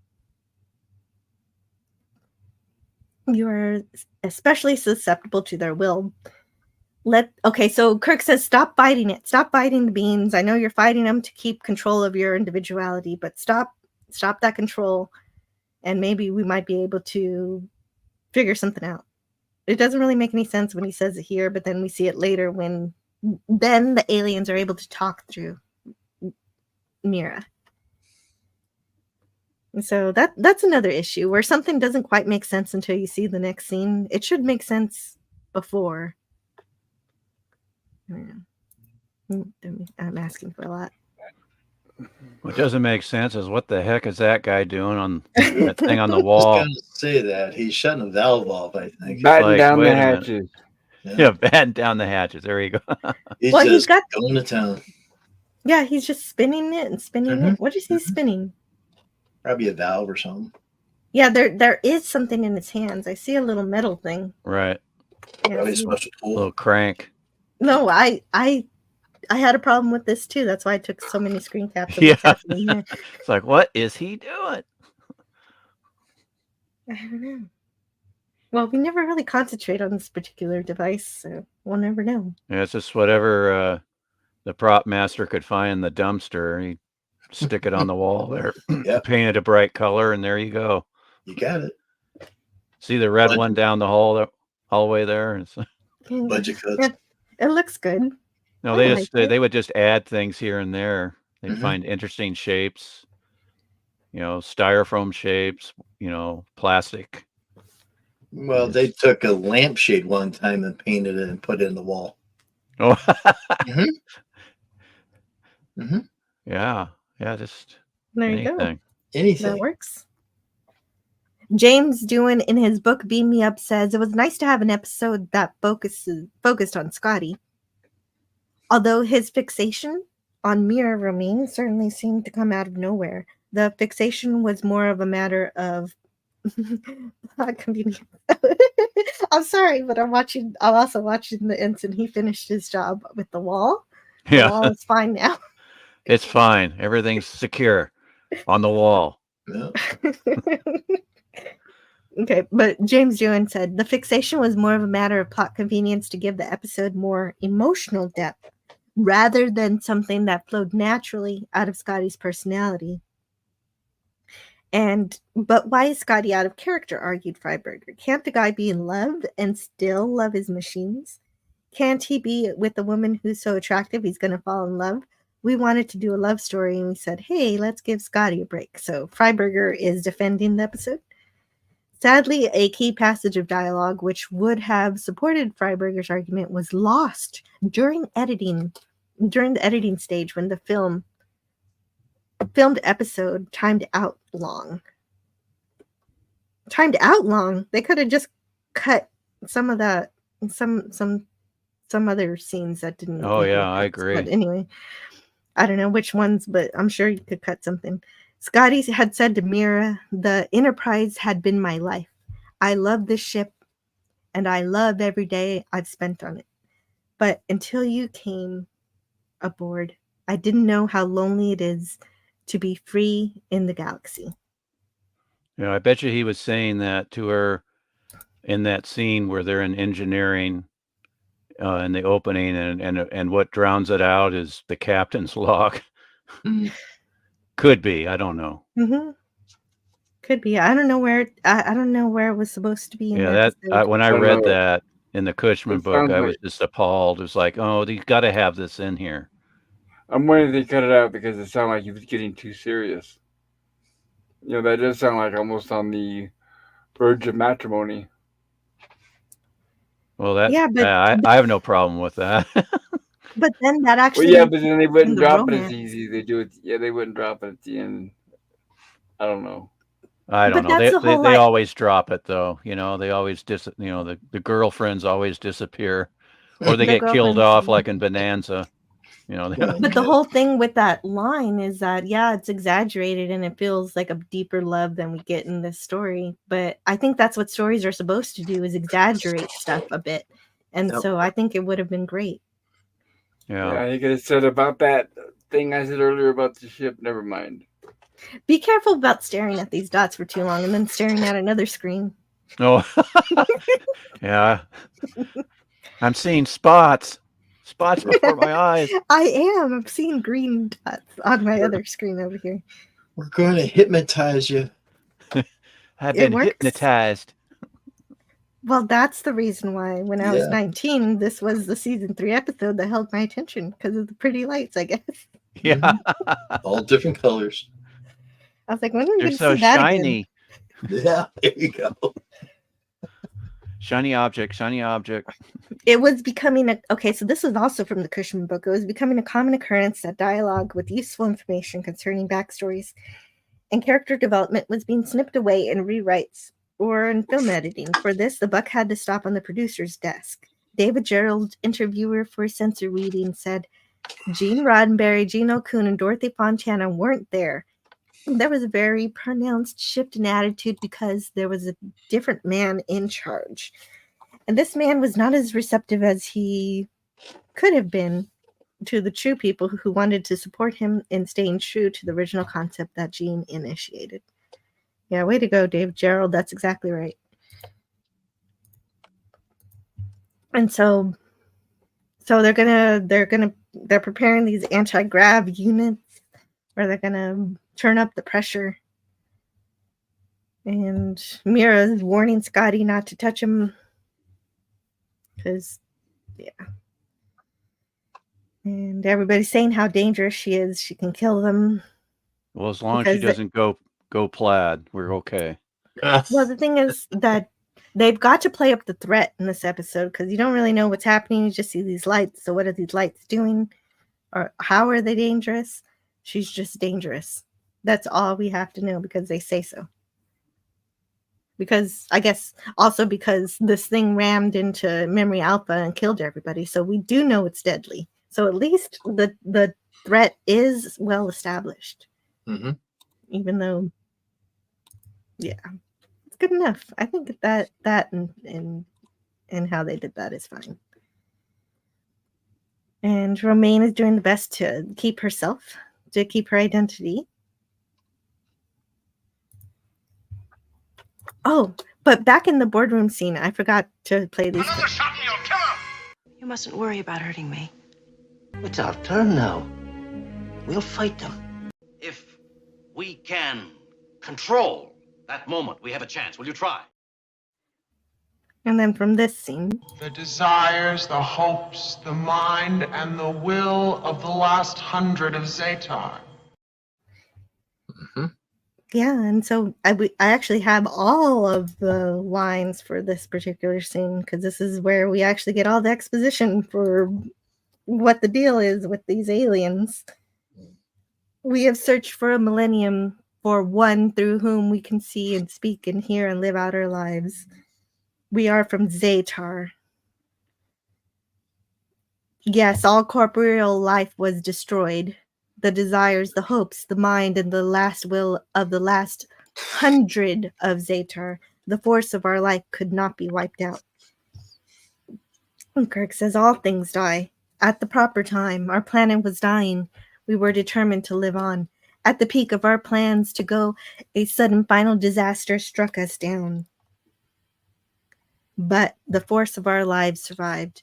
At last, we have found someone through which we can live it out. So this is also kind of like any kind of episode where you have a creature that's evolved and wants to has become non-corporeal and wants to become corporeal again. They're tired of not having a body. Because Well, you know what? They want because being human is the best. yeah. It kind of reminded me of the the prison planet in Next Generation, that episode where they take over the bodies of Data, Troy, and O'Brien. And that's what it gave me echoes of that. And part of the reason for that, Jill, is because you've mentioned before how Next Generation sort of cribs off of TOS season 3. And I think it does. And I do like the way that it was sort of adapted in the Next Generation episode more than here. Just a dying species that decided that they were going to go out into space to try and find a vessel for which they can inhabit with malice. And everyone seems to know where Zetar is. Everyone's like, "Oh, Zetar, yeah, no, everyone died Zetar, there." yeah. Oh, yeah, Right. Zetar, Yeah, that's it's common over knowledge.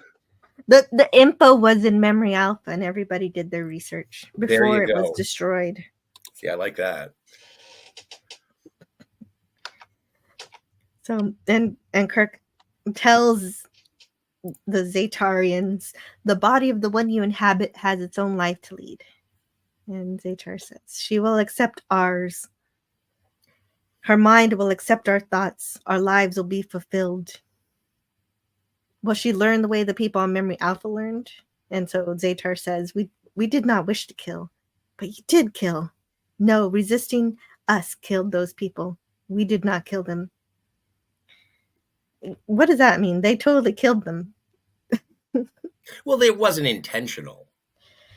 Well, and again, this is sort of why it echoes back to where No Man Has Gone Before, is that it's the electric shock that happens with the Great Barrier. It just affects the most compatible of the people on board the Enterprise. Mm-hmm.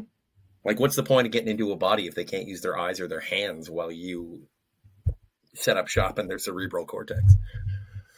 Well, this particular life form is not looking to become a crew member or help out in that way. True. So And just traveling through space should be fine with it, but I guess it wants to hang out. This is very much for argument's sake, but I do enjoy how we have the 100 Zetarians who are sitting there and saying, we need to survive. And Spock's just sitting there. It's like, no. The goods of the one outweigh the goods of the many. Well, is it 100 or is it 10? Well, they seem to claim that it's 10, and I wouldn't necessarily refute that, considering the questions surrounding the scanning. Oh, okay. Yeah, so I guess we'll trust the aliens that it was 100 after all. They seem rather earnest. I do like the relief that Scotty has. Yeah, the needs of the many outweigh the needs of the few. Line has not yet been actually expressed in Star Trek just yet, but I do see what you're saying.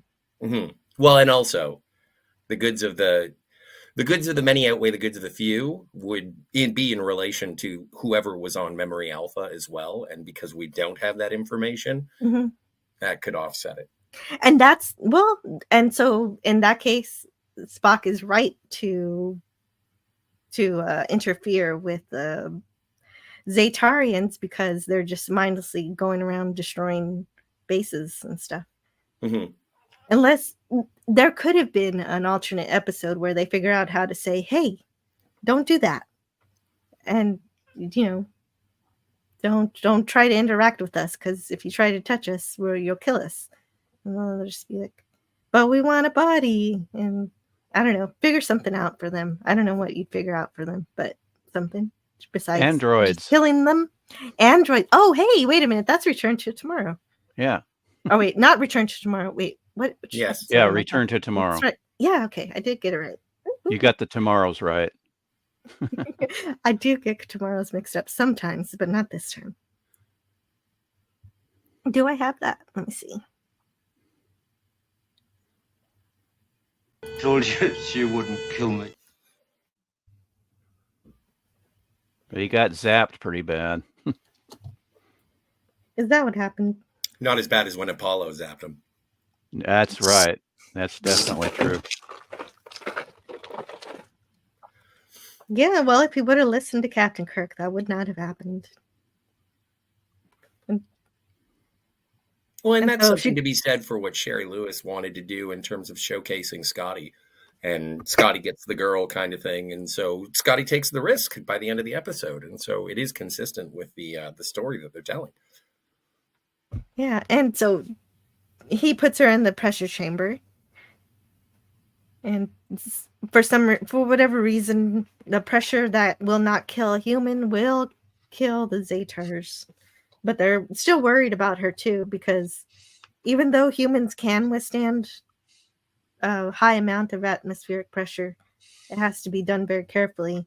Otherwise, we get something called the bends, and that's not good. Like if you go scuba diving, you have to be careful because you're going to be put under this pressure.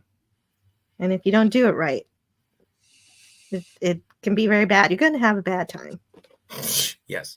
Hydrogen bubbles or some such. Mm-hmm. So the actress for this, what was her name again? Jan Shutan.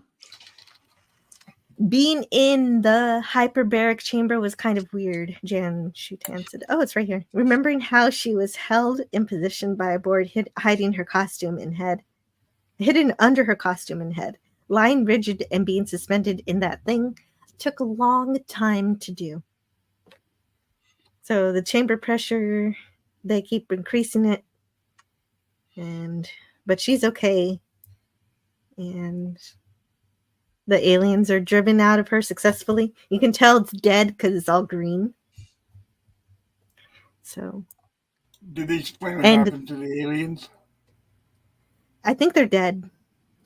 They just say that, but they don't say they're dead. They say they're driven out of her body. So we don't know exactly what happened to them. Well, earlier on in the episode, because they try and figure out what's going on with the phasers, Spock says that they have to draw the entity or whatever, however you want to classify it. It has to be taken to an environment that would be detrimental to their being. So they do make mention of it. They do. Yes, I did mention that line earlier about how they do set up this whole scene, and with that one line, just so but you only notice it after you've already seen the scene. Oh, that's what they were talking about. But they don't say what happens to the creatures. Are they killed? Did they just go off and be like, okay, we're just gonna run away? No, we don't really get a follow-up. Right. That. Correct. Let's finalize this genocide. Let's get rid of the last of the Zetarians. Well, they got pissed off and left.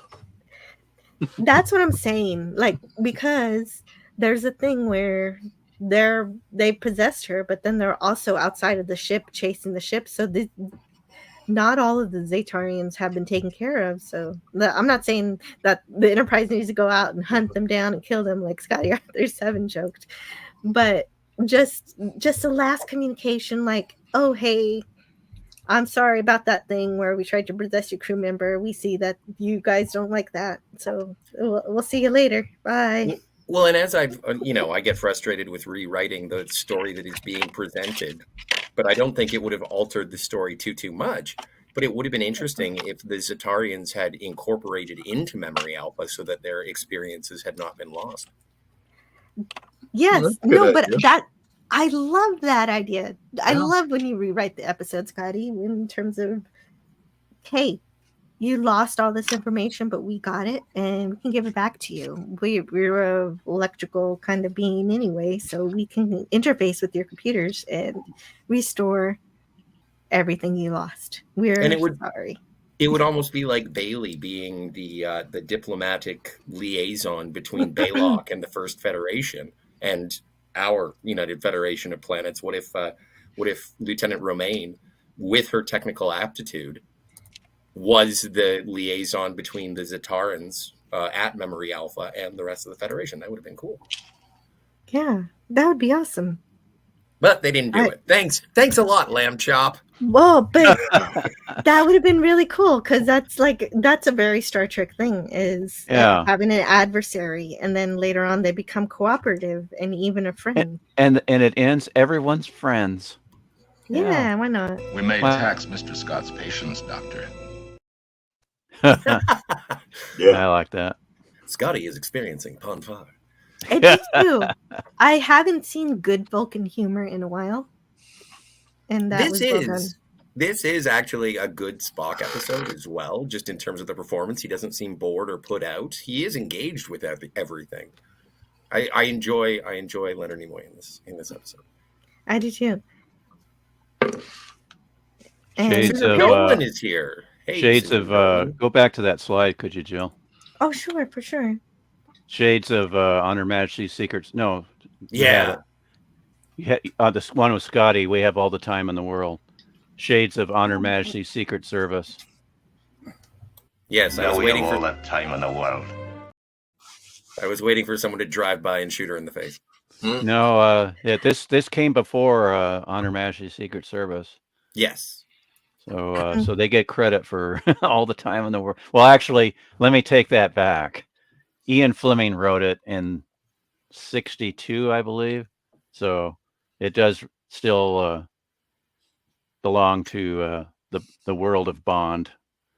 But as far as being on film for the first time, here we are, right here. Mm-hmm. How with the time machine?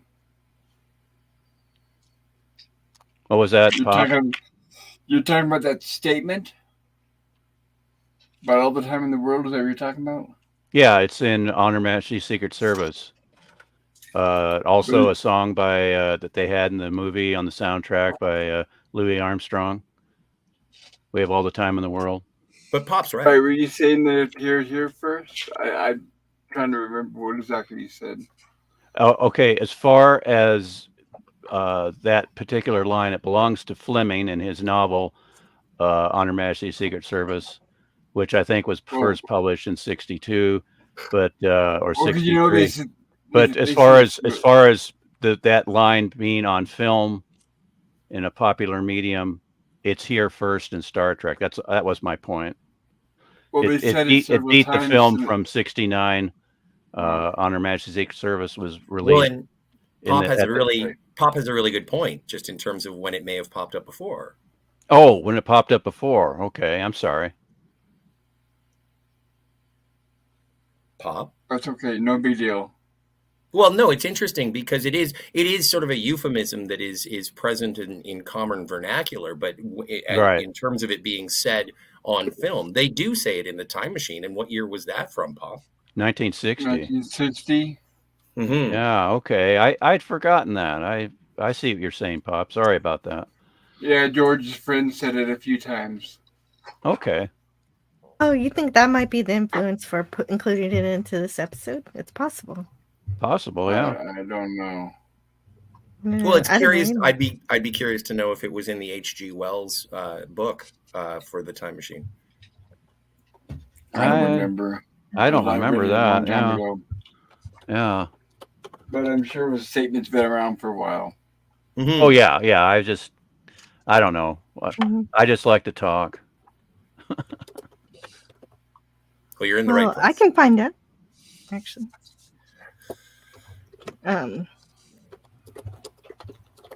Nope. It's not. It's not in the book? No. Is it in the movie? I don't know. Okay, never mind. Well, I will take Pop's word for it. But then we just have this ending scene. It's just like a cute ending. So they just have a cute ending. I don't know. I don't have much to say about this particular ending. Almost reminiscent to the end of, I think it was Journey to Babel, when McCoy is sitting there saying to both Spock and Kirk, shut up. And then he looks at the camera and says, finally, I get to have the last word. And so this is sort of that echoing. It's like, this is an Enterprise first. Yeah, we all agree that Lieutenant Romaine is good enough to go back to work. That's all they do. And then we get the end. Mhm. So we had Jan Shutan as Lieutenant Mira Romaine. Lieutenant Mira Iceberg. Oh, Iceberg. Because they're lettuces. Yeah. Oh, I got the joke. All right. Then we got the last John Winston appearance of Lieutenant Kyle, and Libby Irwin was a technician.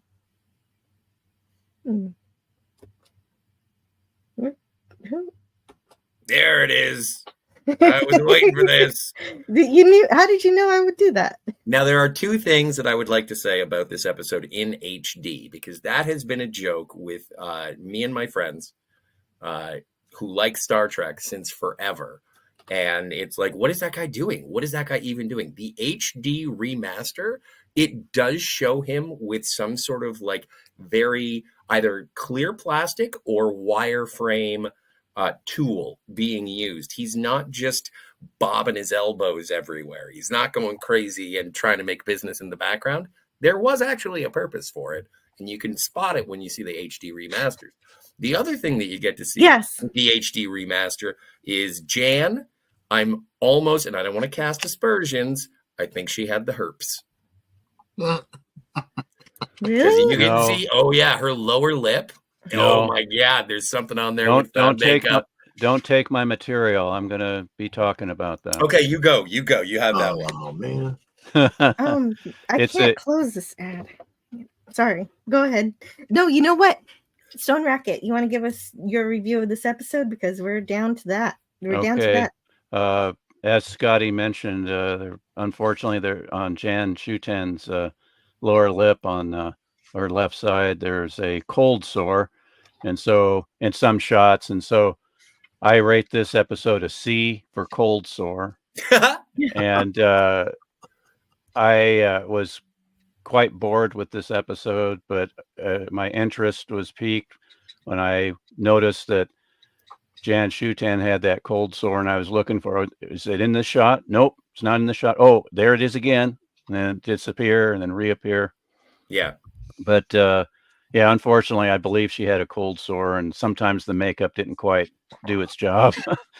But I was a little bored with this episode. This has never been one of my favorites. I saw it first in syndication back in 1970, and I've only seen it, I think, one other time.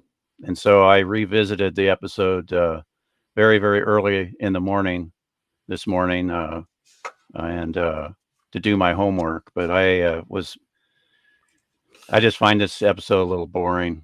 And Scotty, unfortunately, doesn't get a truly satisfying love story for his character. But oh well, at least they tried. But I agree that it's a good, like with you, Jill and Scotty were saying earlier, that it's a good Spock episode. So it's a lot of good opportunities for Leonard Nimoy to shine. But that's basically the only positive things I can say about it. I was a little bored with it, so I'm just going to give it a C. And that's fair enough. I could definitely see that. That makes sense to me. So, Captain Duke Shepard, what do you think of this episode? I think it was a good episode. Of course, I'm going to give it an A. I always do, because it's Star Trek. It's the original series. I like the part that we had colorful aliens, all kinds of colors. That was pretty interesting.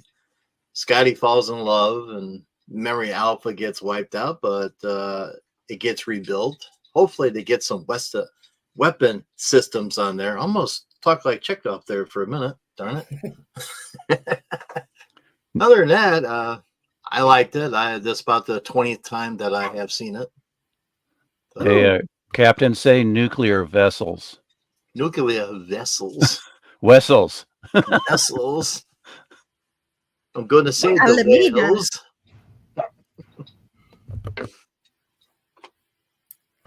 Awesome. And that's your review.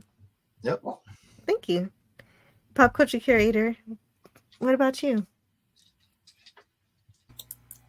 I gave it a B minus. I thought it was okay. It had its flaws. I didn't like the conclusion or lack thereof towards the end. It would have been nice if we found out what would have happened to the aliens. I know it's not a big deal. It's kind of nitpicking, but it would have been interesting. Thank you for having me on. Welcome. And Scotty R37, what do you rate this one? I'm giving this a C. Not for cold sore, just for satisfactory Star Trek. It's fine. I find that a lot of this episode is, while I do enjoy seeing Spock press buttons, there's a lot of that. I do, let's move the ship. Is it following us? Yes. Rinse and repeat 7 times. I don't find that there's any chemistry between Scotty and Lieutenant Romaine. In fact, I agree with you, Jill, in terms of he is a little paternalistic, not necessarily. He doesn't have game. He's got no romantic game. And so I wasn't there for that. But all in all, like it is, it's a big 7, and we get Christine and Kyle. It's interesting enough. I'm glad I watched it. I watched it for the first time front to back today.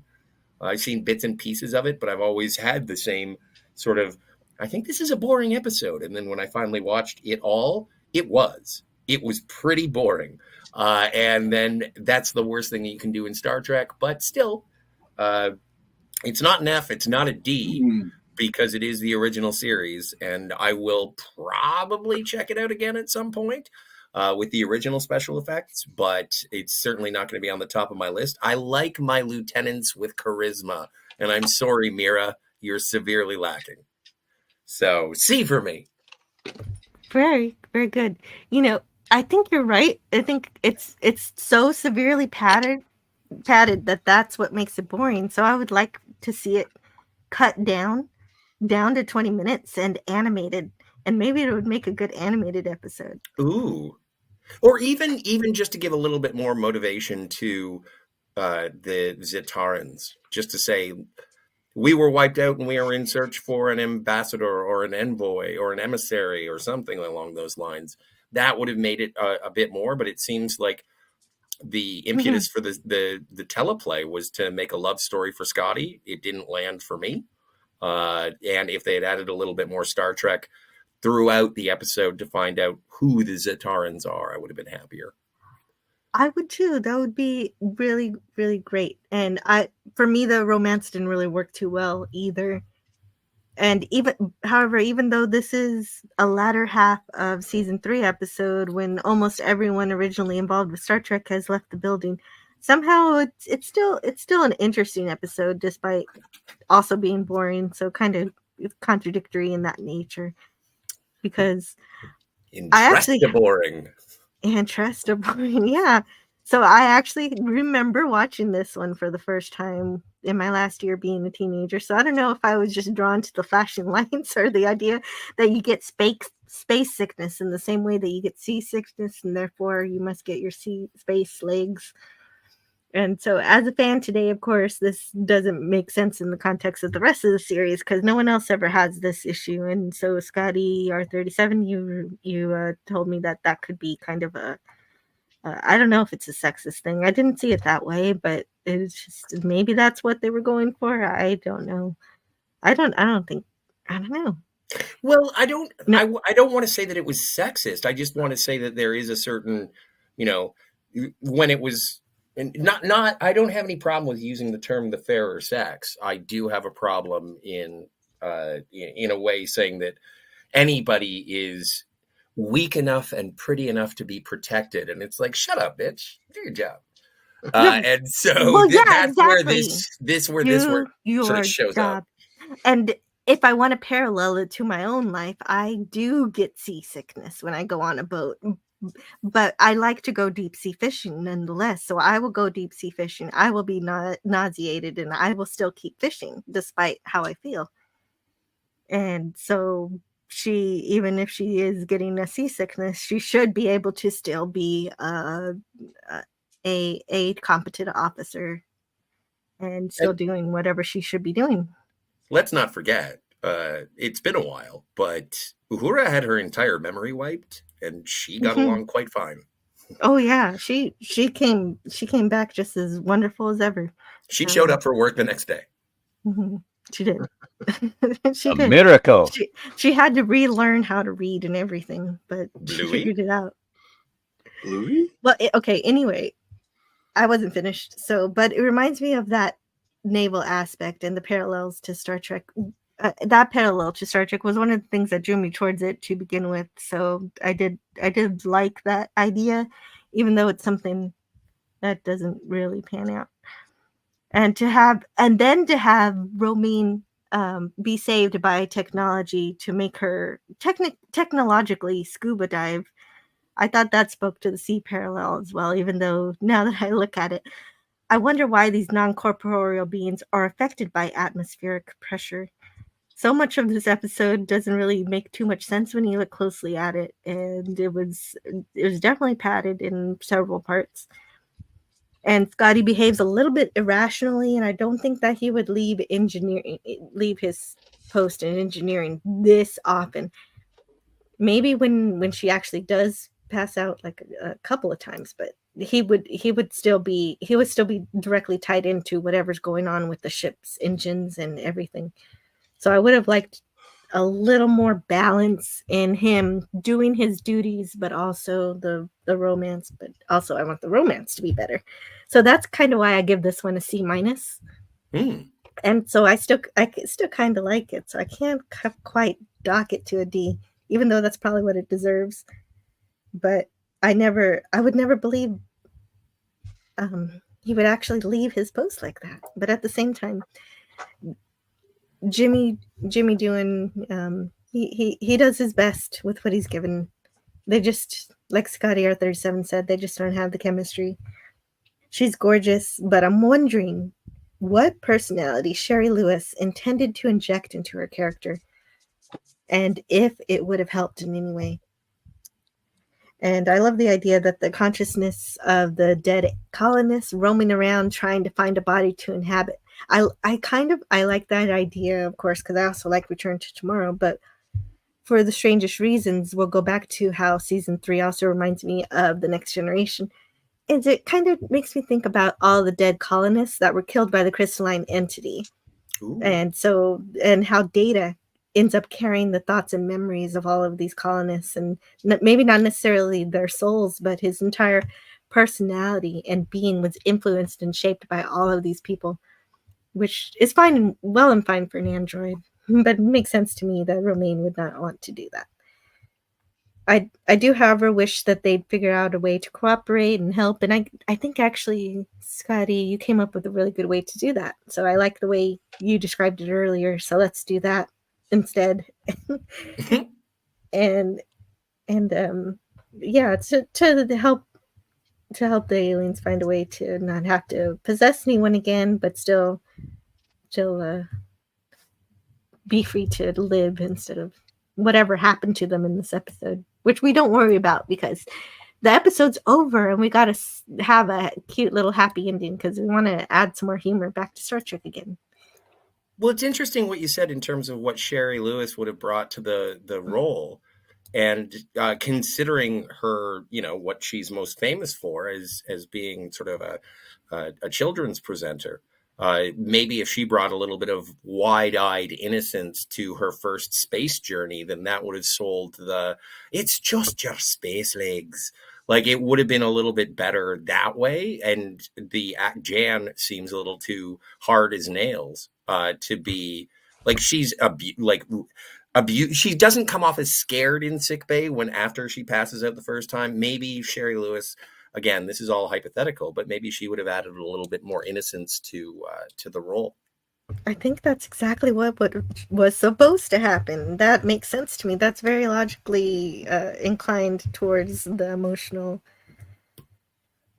fever that the show needed. It didn't have, because I don't really buy the way Scotty's treating her, and I don't really buy how she's reacting. It doesn't work. And so that would fix it.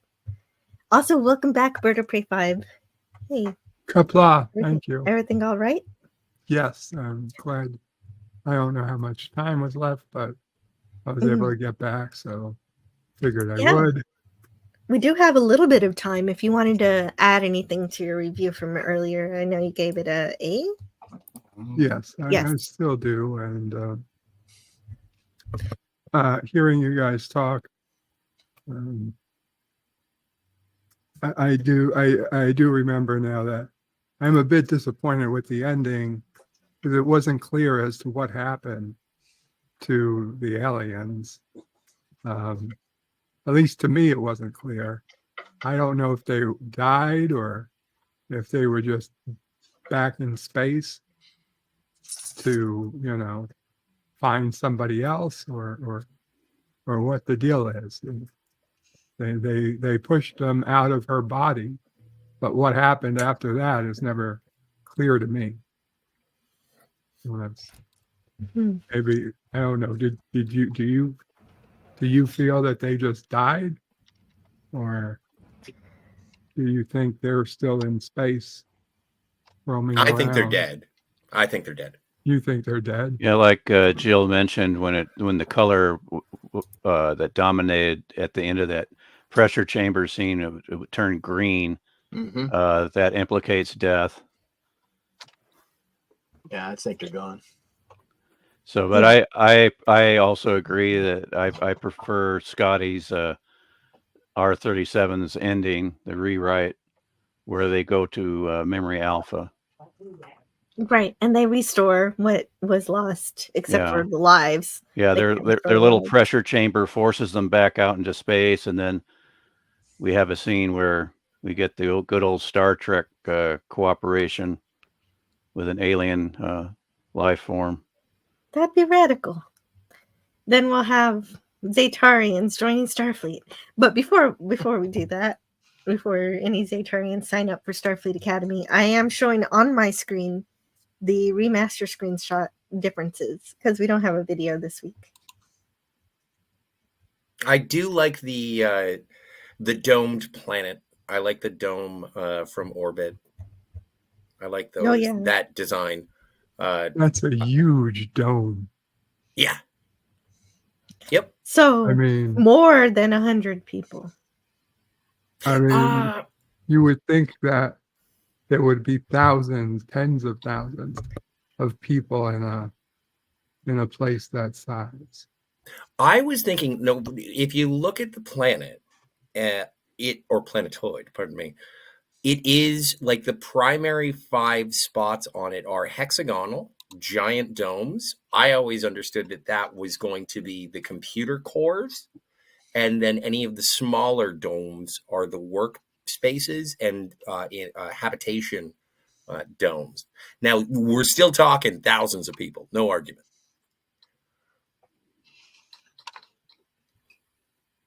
And so I'm just scrolling through the differences here.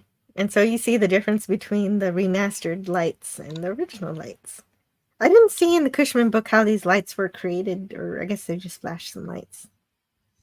It was J.J. Abrams' grandfather. Christmas lights. Damn.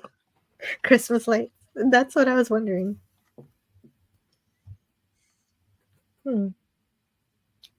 Scotty protects his new younger girlfriend.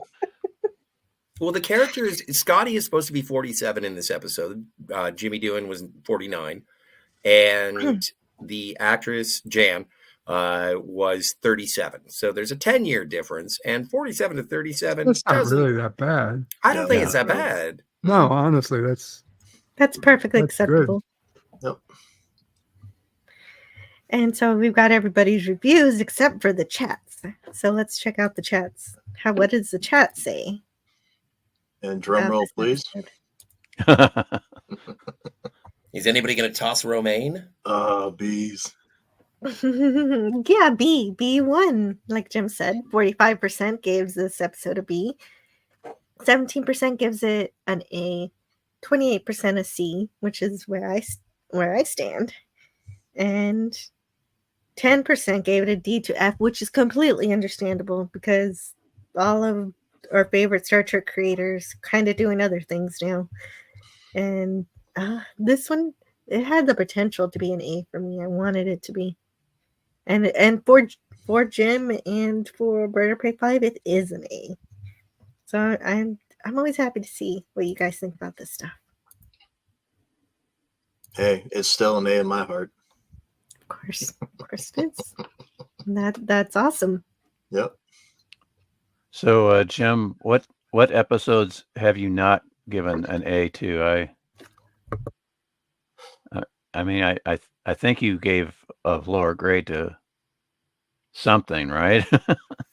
Probably Yes, is. Yeah, he's given A. He gives A's and B's. If it's like A's and B's. If Okay. it's a particularly egregious episode, then it's a B. Yeah, I'm anxious to hear what Jim has to say about the way to Eden.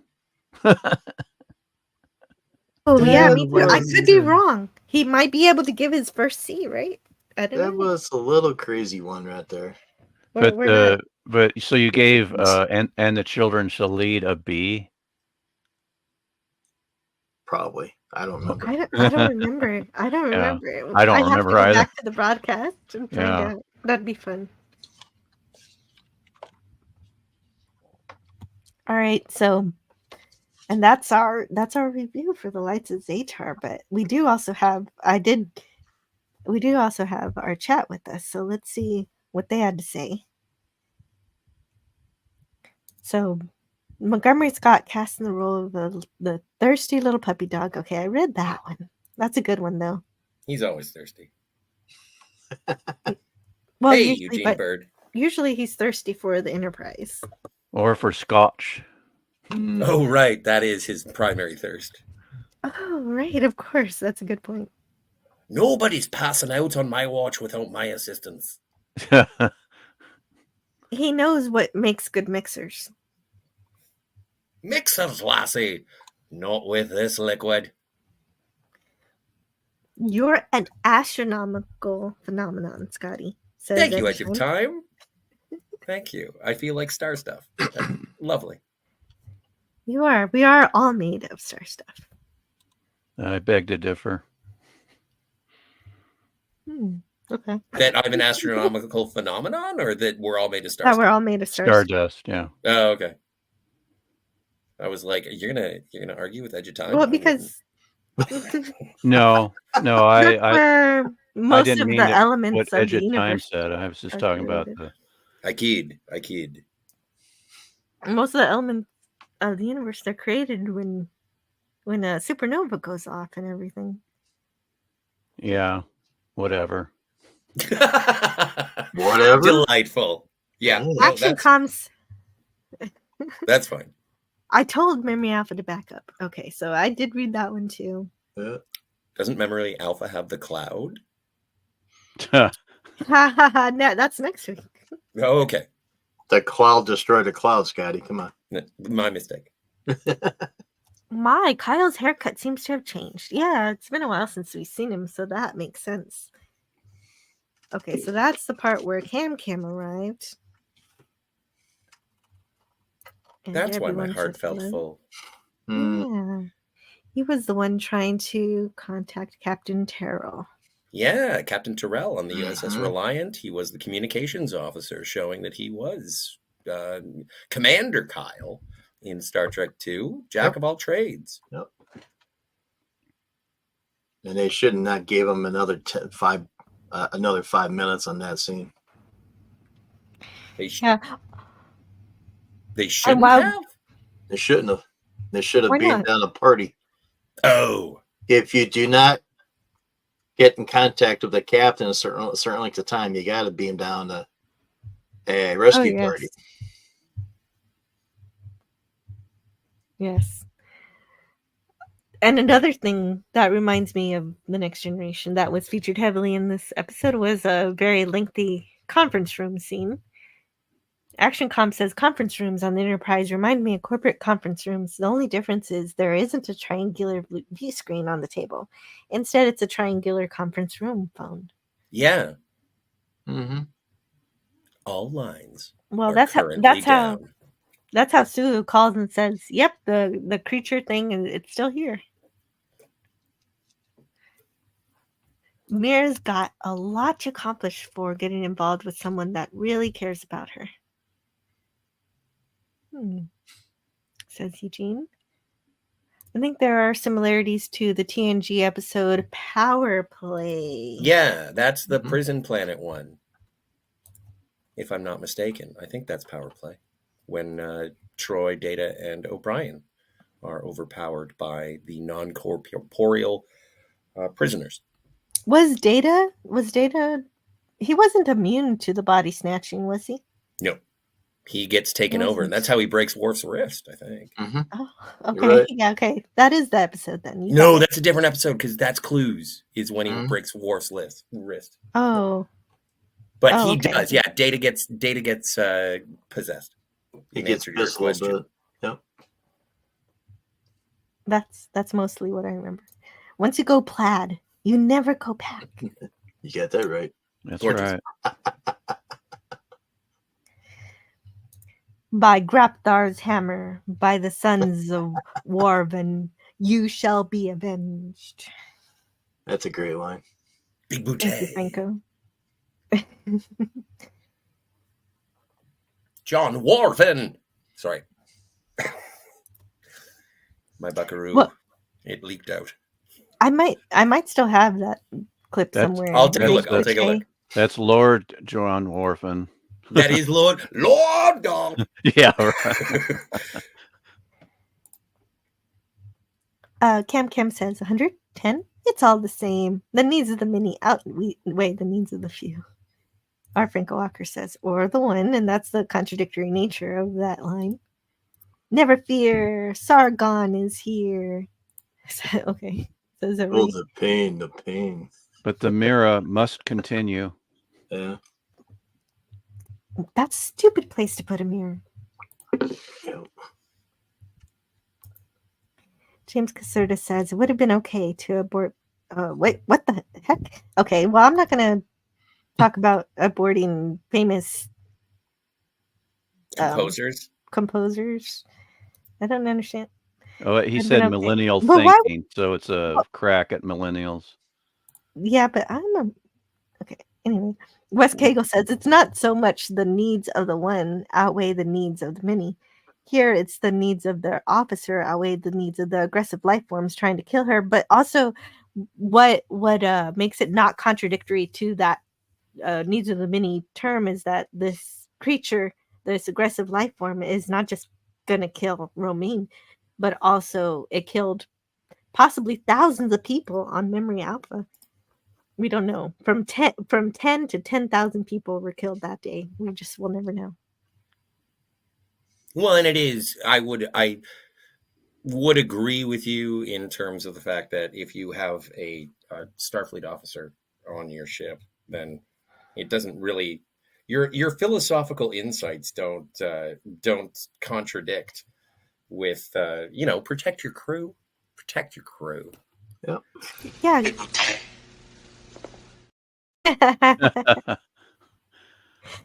That was worth it. Thank you for finding it.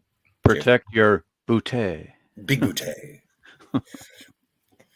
Action Com says you only get the bends if you take the pressure off too quickly. And so Spock was very careful with the pressure. So Romaine was fine. And nitrogen. Yep. Thank you, Action Com, for saying nitrogen bubbles. I appreciate the correction. I said hydrogen bubbles. My mistake. Nitrogen bubbles build up in your blood and give you nitrogen narcosis. Yeah. But with the Mira Romaine, it's going to take her 20 minutes before she's taken out of the pressure chamber, so she'll be just fine. I was going to ask, does anyone remember offhand if there are any other scenes with zero gravity in TOS? Because for a sci-fi space show, I really can't think of much zero gravity scenes in TOS. That's true. This episode. Yeah, I think you're right, Bird of Prey 5. This is the only one. The only one that I can think of is Space Seed. Is there a zero G in Space Seed? No. There's Oh, what was that? They showed the door of it, I think, of that. Well, it's a different pressure chamber. It's a slightly different, but as far as anti-grav, that's what Bird of Prey 5 was referring to. I think this is the only one. The only one that I can think of is in the Tholian Web, when you see Kirk interdimensionally phasing, he is sort of floating. That's the only one that I can. Yeah, that's a little different because he's phasing in and out. Well, fine, then I'm wrong. I'm going to go toss Romaine. Yeah, really. We're sensitive. No, I just wanted to make a toss Romaine joke. That's yeah. Yeah. Not in TOS, but in one of the movies, they lose gravity. Yeah. One of the TOS movies. Well, in Star Trek 6, The Undiscovered Country, the prolonged scene of the Klingons floating around Kronos 1, of course. Yeah. But yeah, the pink blood floating everywhere. Yes. That's Purple. what I was trying to remember. Purple blood. So Pepto-Bismol was busy that day. Yeah, Pepto-Bismol. Okay, pink, purple. Okay. Yeah, it was all That's for one of that those- rating. They didn't want to have red blood all over the place because that would have been messy. Yeah. That's one of my biggest concerns when I see anything post Star Trek 6 is why don't the Klingons have Pepto-Bismol blood? They should. Well, just like Vulcans got green blood. Yeah, but they've been way more consistent with that than they have with the Pepto blood. And Scotty R37 made sure to say hello to you earlier, Susan Dolan, but I want to also say hello, even though it's like a while back. How do you kill your worst enemy? By making them your friend, says James Caserta. Ooh, he's very sinister. Yeah, Good for this Batleth. sinister. I usually go with Batleth. Yeah. Beauty killed the beast. 'Twas beauty Mhm. killed the beast, which is the last line of what movie, Jill? King Was Kong. beauty? I didn't ask you. I'm sorry, this is like Jeopardy. You got to buzz in. No, That's right. no, it's I'm not. very Ask thank you. Jill. No, I'm happy that Scotty R37 answered because now I can read from Burger 414 was Sorry. the clear tool. No, you're perfect. I will mute my. No. Oh my god. Burger 414 says, was the clear tool added in later, like when Spielberg edited out the G words from E.T.? No, I like your trivia, Stone Racket. It's just that I don't always know the answers. And Booger 414. It's not that he edited out the. Yeah, he did edit out the shotguns for walkie-talkies, but he regretted that, and they have been restored in all subsequent releases of the extraterrestrial. Eugene Bird says Scotty R37 is right. Unfortunately, declaring your admiration is not effective at getting mutual, Love. Yeah. Welcome back to my high school experience. Hey, lady, I love you. Good work, little guy. Moving on. Welcome back. Welcome back. Oh, Susan Dolan got 27 subs for your Master Brigade. That's great. Cool. Nice. YouTube keeps taking subs away from my channel. Says, Same well, here. Christian fan. Yeah, right. Welcome to the club. Everybody's. Oh, but speaking of which, I did get one new subscriber today. So thank you out there to whomever decided to check out more from my channel. Thank you very much. Should be heading up to 700 soon. I'm not sure what I'm going to do for that live stream. That's going to be fun because I'm counting up all the way to 1,000. And then after I get to 1,000, it's going to be like 1,000. I'll celebrate 1,000 and then I'll celebrate 1,700. And one. And one. That's what I mean. 1701. You knew what I was going for. Thank you. I didn't mean to interrupt.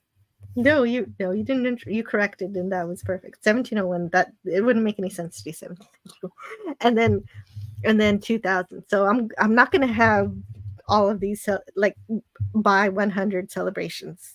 So this is a special time in my channel where I get to do that a lot more frequently than I will later in the future of my channel. So that's fun.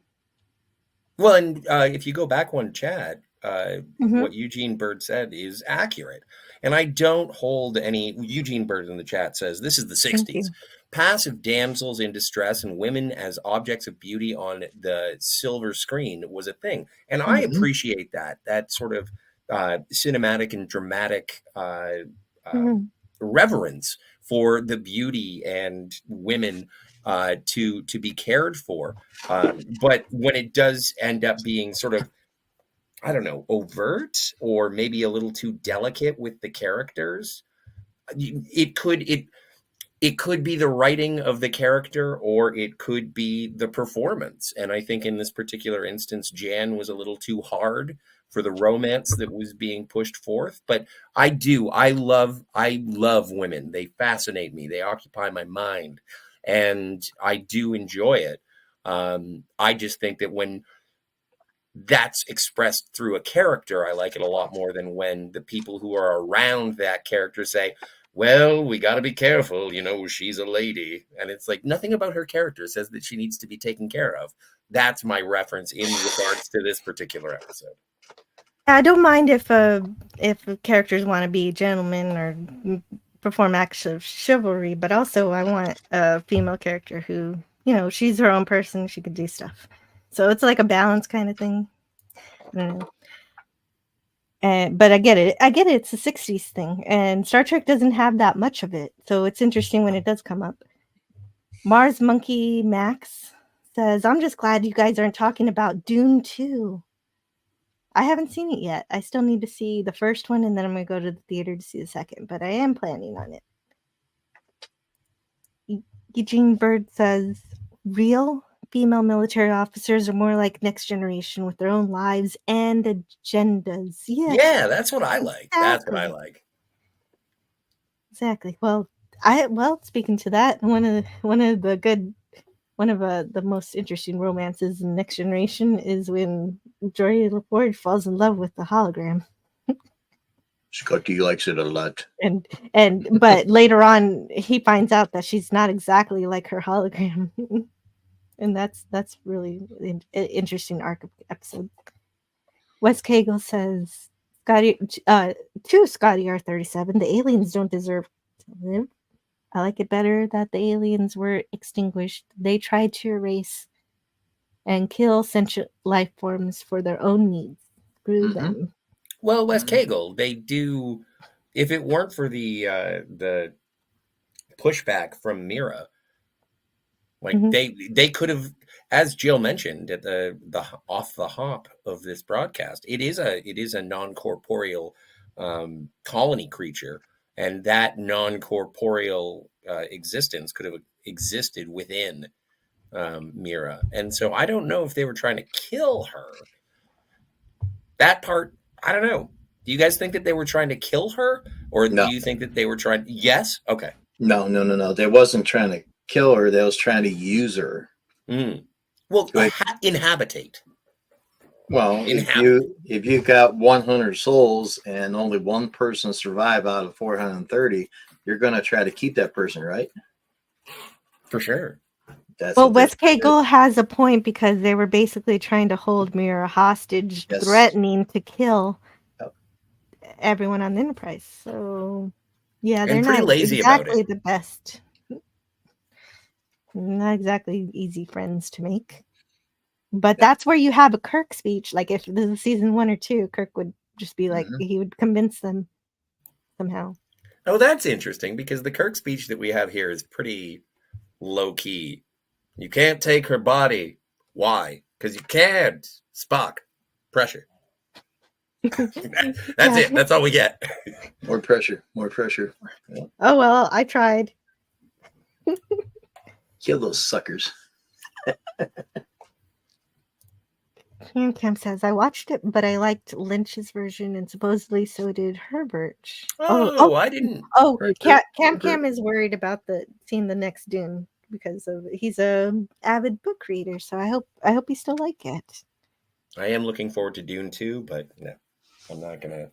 Not on the Star Trek show. I'm not going to talk about Dune. Yeah, I only did because Mars Monkey Max mentioned it. Ironically, happy that we were not talking about it. I thought the Lynch version was better, says Wes Cagle. David Lynch did not. His only issue is that they needed a better editor. And that's the issue with this episode. This episode needed a better editor because apparently they messed up the editing. And so that's very good. All that stuff is good. Cam needs more coffee. I have a little coffee left. Yeah, it's still good. It's cold, but it's still good. Booger414 says pink blood is only an issue in movies where it avoids an R rating. And that's also the thing when you play Mortal Kombat on the Nintendo 64s. I forget what color the blood is. Is it green? Oh my god. It's green. I don't remember. Yeah, but why never play Mortal Kombat on a Nintendo? What? Why not? I was you play it on a Sega because they had the blood. Sega. Oh, there was no blood at all on the Nintendo. Oh no, there was. You're right. It was a different color, but like that's why part of the thing about playing Mortal Kombat was for the red blood. Anyway, moving on. You can hear all about it next week on our new podcast, Mortal Kombat. Oh, well, you know what? I do like Mortal Kombat. Get over here. Brogu says, congratulations, you're about to hit 700 subscribers. Yeah, well, pretty soon. Not too long now. Thank you so much. Brogu says, I have a wonderful channel. I appreciate that. And I appreciate you for listening. Cam's still listening too. That's wonderful. Also, Susan Dolan is here, Franco Walker. And I just want to thank you guys, you in particular, for listening to this broadcast about the Lights of Zetar. But at this point, I gotta head out and go do all of my real life stuff. And so I appreciate you guys for being here. I want you guys to tell me about what you're doing on the internet. Starting with not me. What do you do on the internet, Jill? Oh, do you have a show that is currently happening? Yeah, I have a show that's currently happening. Next week, I'll have another show with the Cloud Minders. Friday, we're talking about Star Trek 3 for Jim's birthday. That's still on, right, Jim? You can be there? Yeah, and I sent you a thing through to X if you want to show it or not. Okay. Oh, all right. Okay. Tell us about your channel and stuff while I bring that up. Well, we just released Commodore Boone and USS Ajax Returned. It's getting some views. It's getting up there.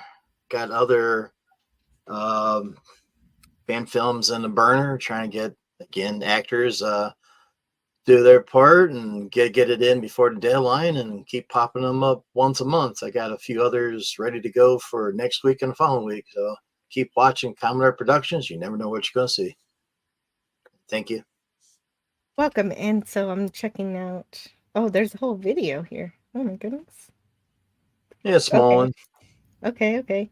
I could have sent you the newer version, but it's coming up on Friday. Is there supposed to be sound? Yeah.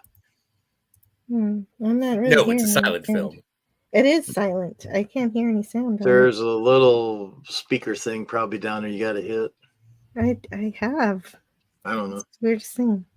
Is there a link that you can put in the chat, Jim? I'll just play what I got, even though there's no sound. Yeah, there's a speaker down below that you got to hit to turn sound on. No, I have hit the speaker. I have used computers in my life, and so in color. Yeah. Wow. I'm going off of a monochrome monitor myself. All right. Let's just show the entire screen and share system audio, but still, I don't hear the audio. That could be the wrong one I sent you. Yeah. So here you go. Well, it looks great. And this is on your channel? Yeah, I do have the original. This probably, I don't know why there's no sound, but there should be. Well, I saw this. Yeah, no, this is great. I noticed this one. Yeah. Everyone check out Jim's channel. Yeah, happy birthday. Jim. Yep. Happy birthday, Jim. Happy birth week. Birth week. This Friday. Yeah. I'll be sadly 61. Oh, You're getting being old. 61. Getting Hey. old. The alternative is terrible. Yeah. And pop culture curator, what do you have going on? Tonight we have the Horror of Frankenstein, 7 p.m. Mountain Time. Hammer with Peter Cushing. Tomorrow night we have Gilligan's Island. We're on season 3. And then Saturday night we'll have another Rumblings from the Lab. We will be back Monday as well, 7 p.m. Mountain Time with the classic Lost in Space. Thank you for having me on, Jill. Oh yeah, Lost in Space is really interesting to learn about. That is true. And Stone Rocket, what do you have going on? Absolutely nothing. I have no YouTube channel. I'm not a content creator, so I just hang out on other people's channels and bug them with trivia. There you go. But people can't. Oh yeah, yeah. No, I like the trivia. I just I like the answers also. Yeah, I'm looking forward to your Star Trek 3 Oh, definitely. review, tribute, whatever you want to call your show on Friday. And I don't know what I'm gonna call it yet. Yeah, next week's Star Trek episode, to quote you, Jill, has a very strong quote naval aspect unquote Oh, nice. that I'm looking forward to. But I'm a toxic male, and I make no apologies. Oh, that. So, yeah, you don't have a channel, but you are on Twitter. So I put up your Twitter link there if anybody wants to Yeah, it's follow you. not much. I just like to retweet cat people and their kitty cats. Meow. Yep, little videos and animated GIFs and pictures. I don't do much on there except do that. If anyone gets political, I block them or mute them. So I just hang out with cat people, which is a big surprise, I know, but that makes sense. And oh yeah, and hello world. Yes. Well, I feel like I already did this today, so. Oh yeah, I don't you want did. to cheat. Second verse, same as the first. Let's go, buddy. You're so awesome. You get to be You promoted get to say it twice. Why not? It's Birdo Prey 5. I do live streams on Mondays and Fridays, and sometimes other times during the week. Hang out, enjoy. We talk about Star Trek or just about anything, whatever. Kind of laid back these days. Yeah, I do like learning about your life and stuff. That's always good things. You're a great storyteller, and that's the thing. I appreciate it. And Scotty R37. I am on Twitter at ScottyR37. On Thursdays, I hang out with my good friend Kat. And right now, we are going through all things Fargo. This Thursday, we're going to be finishing up the finale of season 4 of Fargo. And then the rest of the time, I hang out with Jill because she lets me. And I saw that someone in the chat was saying, bring us Calto. Jill, what's next up on Calto? We are going to play Leisure Suit Larry. Yeah, we are. I don't know if this is a good idea, but we'll find out. Well, there's a gambling game in the middle of it, so it's fine.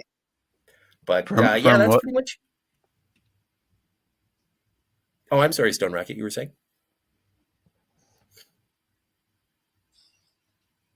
Stone Rocket and Bird of Prey 5 were saying something, but I don't know what. Well, I was saying it was a good idea for sure. Oh, great. Oh, good. I'm glad to hear it. Also, check out Scotty R37 on Twitter. There he is. I'm usually just ridiculous. The most political thing that I have is when Barney and Wade Boggs fight each other at Moe's in the softball episode of The Simpsons when it's Pip the Elder, Lord Palmerston. That's the extent of my political intrigues. So nice. Oh, Darius is here. Hey, Darius. Hey, He put up Darius. your link also. Delightful. Yeah. Anyway, yeah, no, it's fun hanging out, and thank you. You set a lovely table, Jill. Yeah. Thank you for having me, Yeah, and I thank you have to a the good chat, time. and thank you to the panel. You guys are awesome, knowledgeable, and fun to hang out with. And same goes to the chat. Yeah, exactly. The chat, it really makes the conversation shine. I really enjoy what you guys say and all the conversations you have. And it's just a lot of fun to read. Like, I'm really happy I kept the romaine tossing to a minimum. I could have said so many more awful But you things. know what? I don't mind that the innuendos when they're veiled like that. That's what I find funny, and so I enjoy that. That works perfectly. Wes Cagle says, "Yeah, they turned the blood to sweat in Mortal Kombat." Oh, Was it's it even worse than blue? I thought. It might have been blue. I forget what it was, but I remember that I had a Super Nintendo and my friends had a Sega Genesis. And when they played Mortal Kombat, they were like, "This is so much better." And I was just like, "I'm going to play Street Fighter 2 Turbo. So get off my lawn." Mm-hmm. Yeah, exactly. Oh, it is gray. It was gray. So I looked it up finally. Give us Calto. Yeah, we will. We will soon. Those aren't particularly planned until we know we want to play. So I don't know when that'll be yet. And those are also in the middle of the night as well. Hey, Sporf. Right. Yeah, SP4H is here. And just a lot of fun today. Thank you. Take it easy. Have a great rest of your day, everyone. Yep. You too. You too. Cam is also a cat person. Yay. There are more votes in the poll than likes in the stream. What's up with that, people? Really? Wow, 40 votes and I don't have 40 likes? What's the deal with that? Outrageous. On your way out, hit that like if you don't mind. Yeah. What's a like? Dropping Eric's in the chat. Oh, Darius actually has been here, but he had to lurk because he's concentrating on work today. Ooh, very good. And Jill, I did send you the correct video. Okay, well, for whatever reason, I think I'll blame it on StreamYard. No. Blame me. What I mean is I resent you the correct one and I took away the other one. Oh. So it's more different. And it does have happy birthday on it, but I ran it last year and this year, and there was no copyrights. Okay. We'll share that as we're heading out. And I gotta run. I'll see you guys later. Bye bye. Yeah, I'll talk. Bye, Pop. Bye, Take Pop care now. Trader. Take care. Bye. Yes, and goodbye to everybody. We'll talk to you guys later. I'll see you next time. Bye. Bye-bye, everybody. Bye-bye. Hailing for Take Jesus care. closed.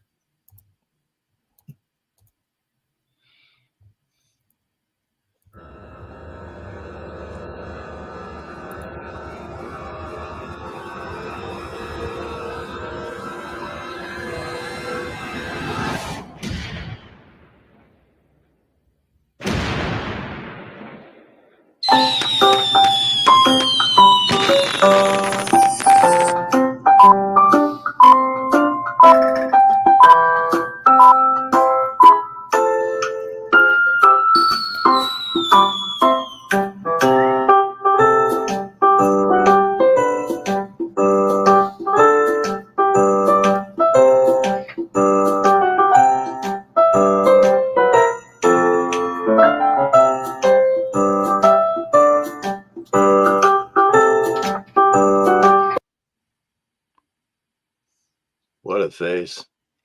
What a Happy haircut. birthday, Jim. Happy early birthday. Thank you. Yeah, Hopefully, happy early birthday. hopefully we'll see everybody Friday. Oh, yeah. I'll see you on Friday. I'm Yeah. planning on being Definitely. there. And we can wish you happy birthday again. Oh, And we will say happy birthday. But for now, here's the preview for the next Star Trek episode, which will be on Tuesday, the Cloudminders. The Oh, Clear yeah. Minotaurs. I'll catch you later.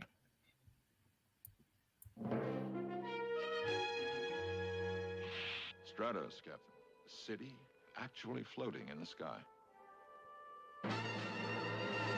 Trucklights, halt! Surrender or we'll fire! There's a dangerous gas in the mines. This mask will prevent any further damage. Speak! I command you. I would advise you to increase your knowledge. You only take a mate once every 7 years. And is there nothing that can disturb that cycle? Dig as the troglodytes do. As the troglodytes That do. mask I haven't... With your bare hands, Captain. You still refuse to disclose the names of the other disruptors. Very well, if you prefer the rays. Enterprise, help! They'll kill each other!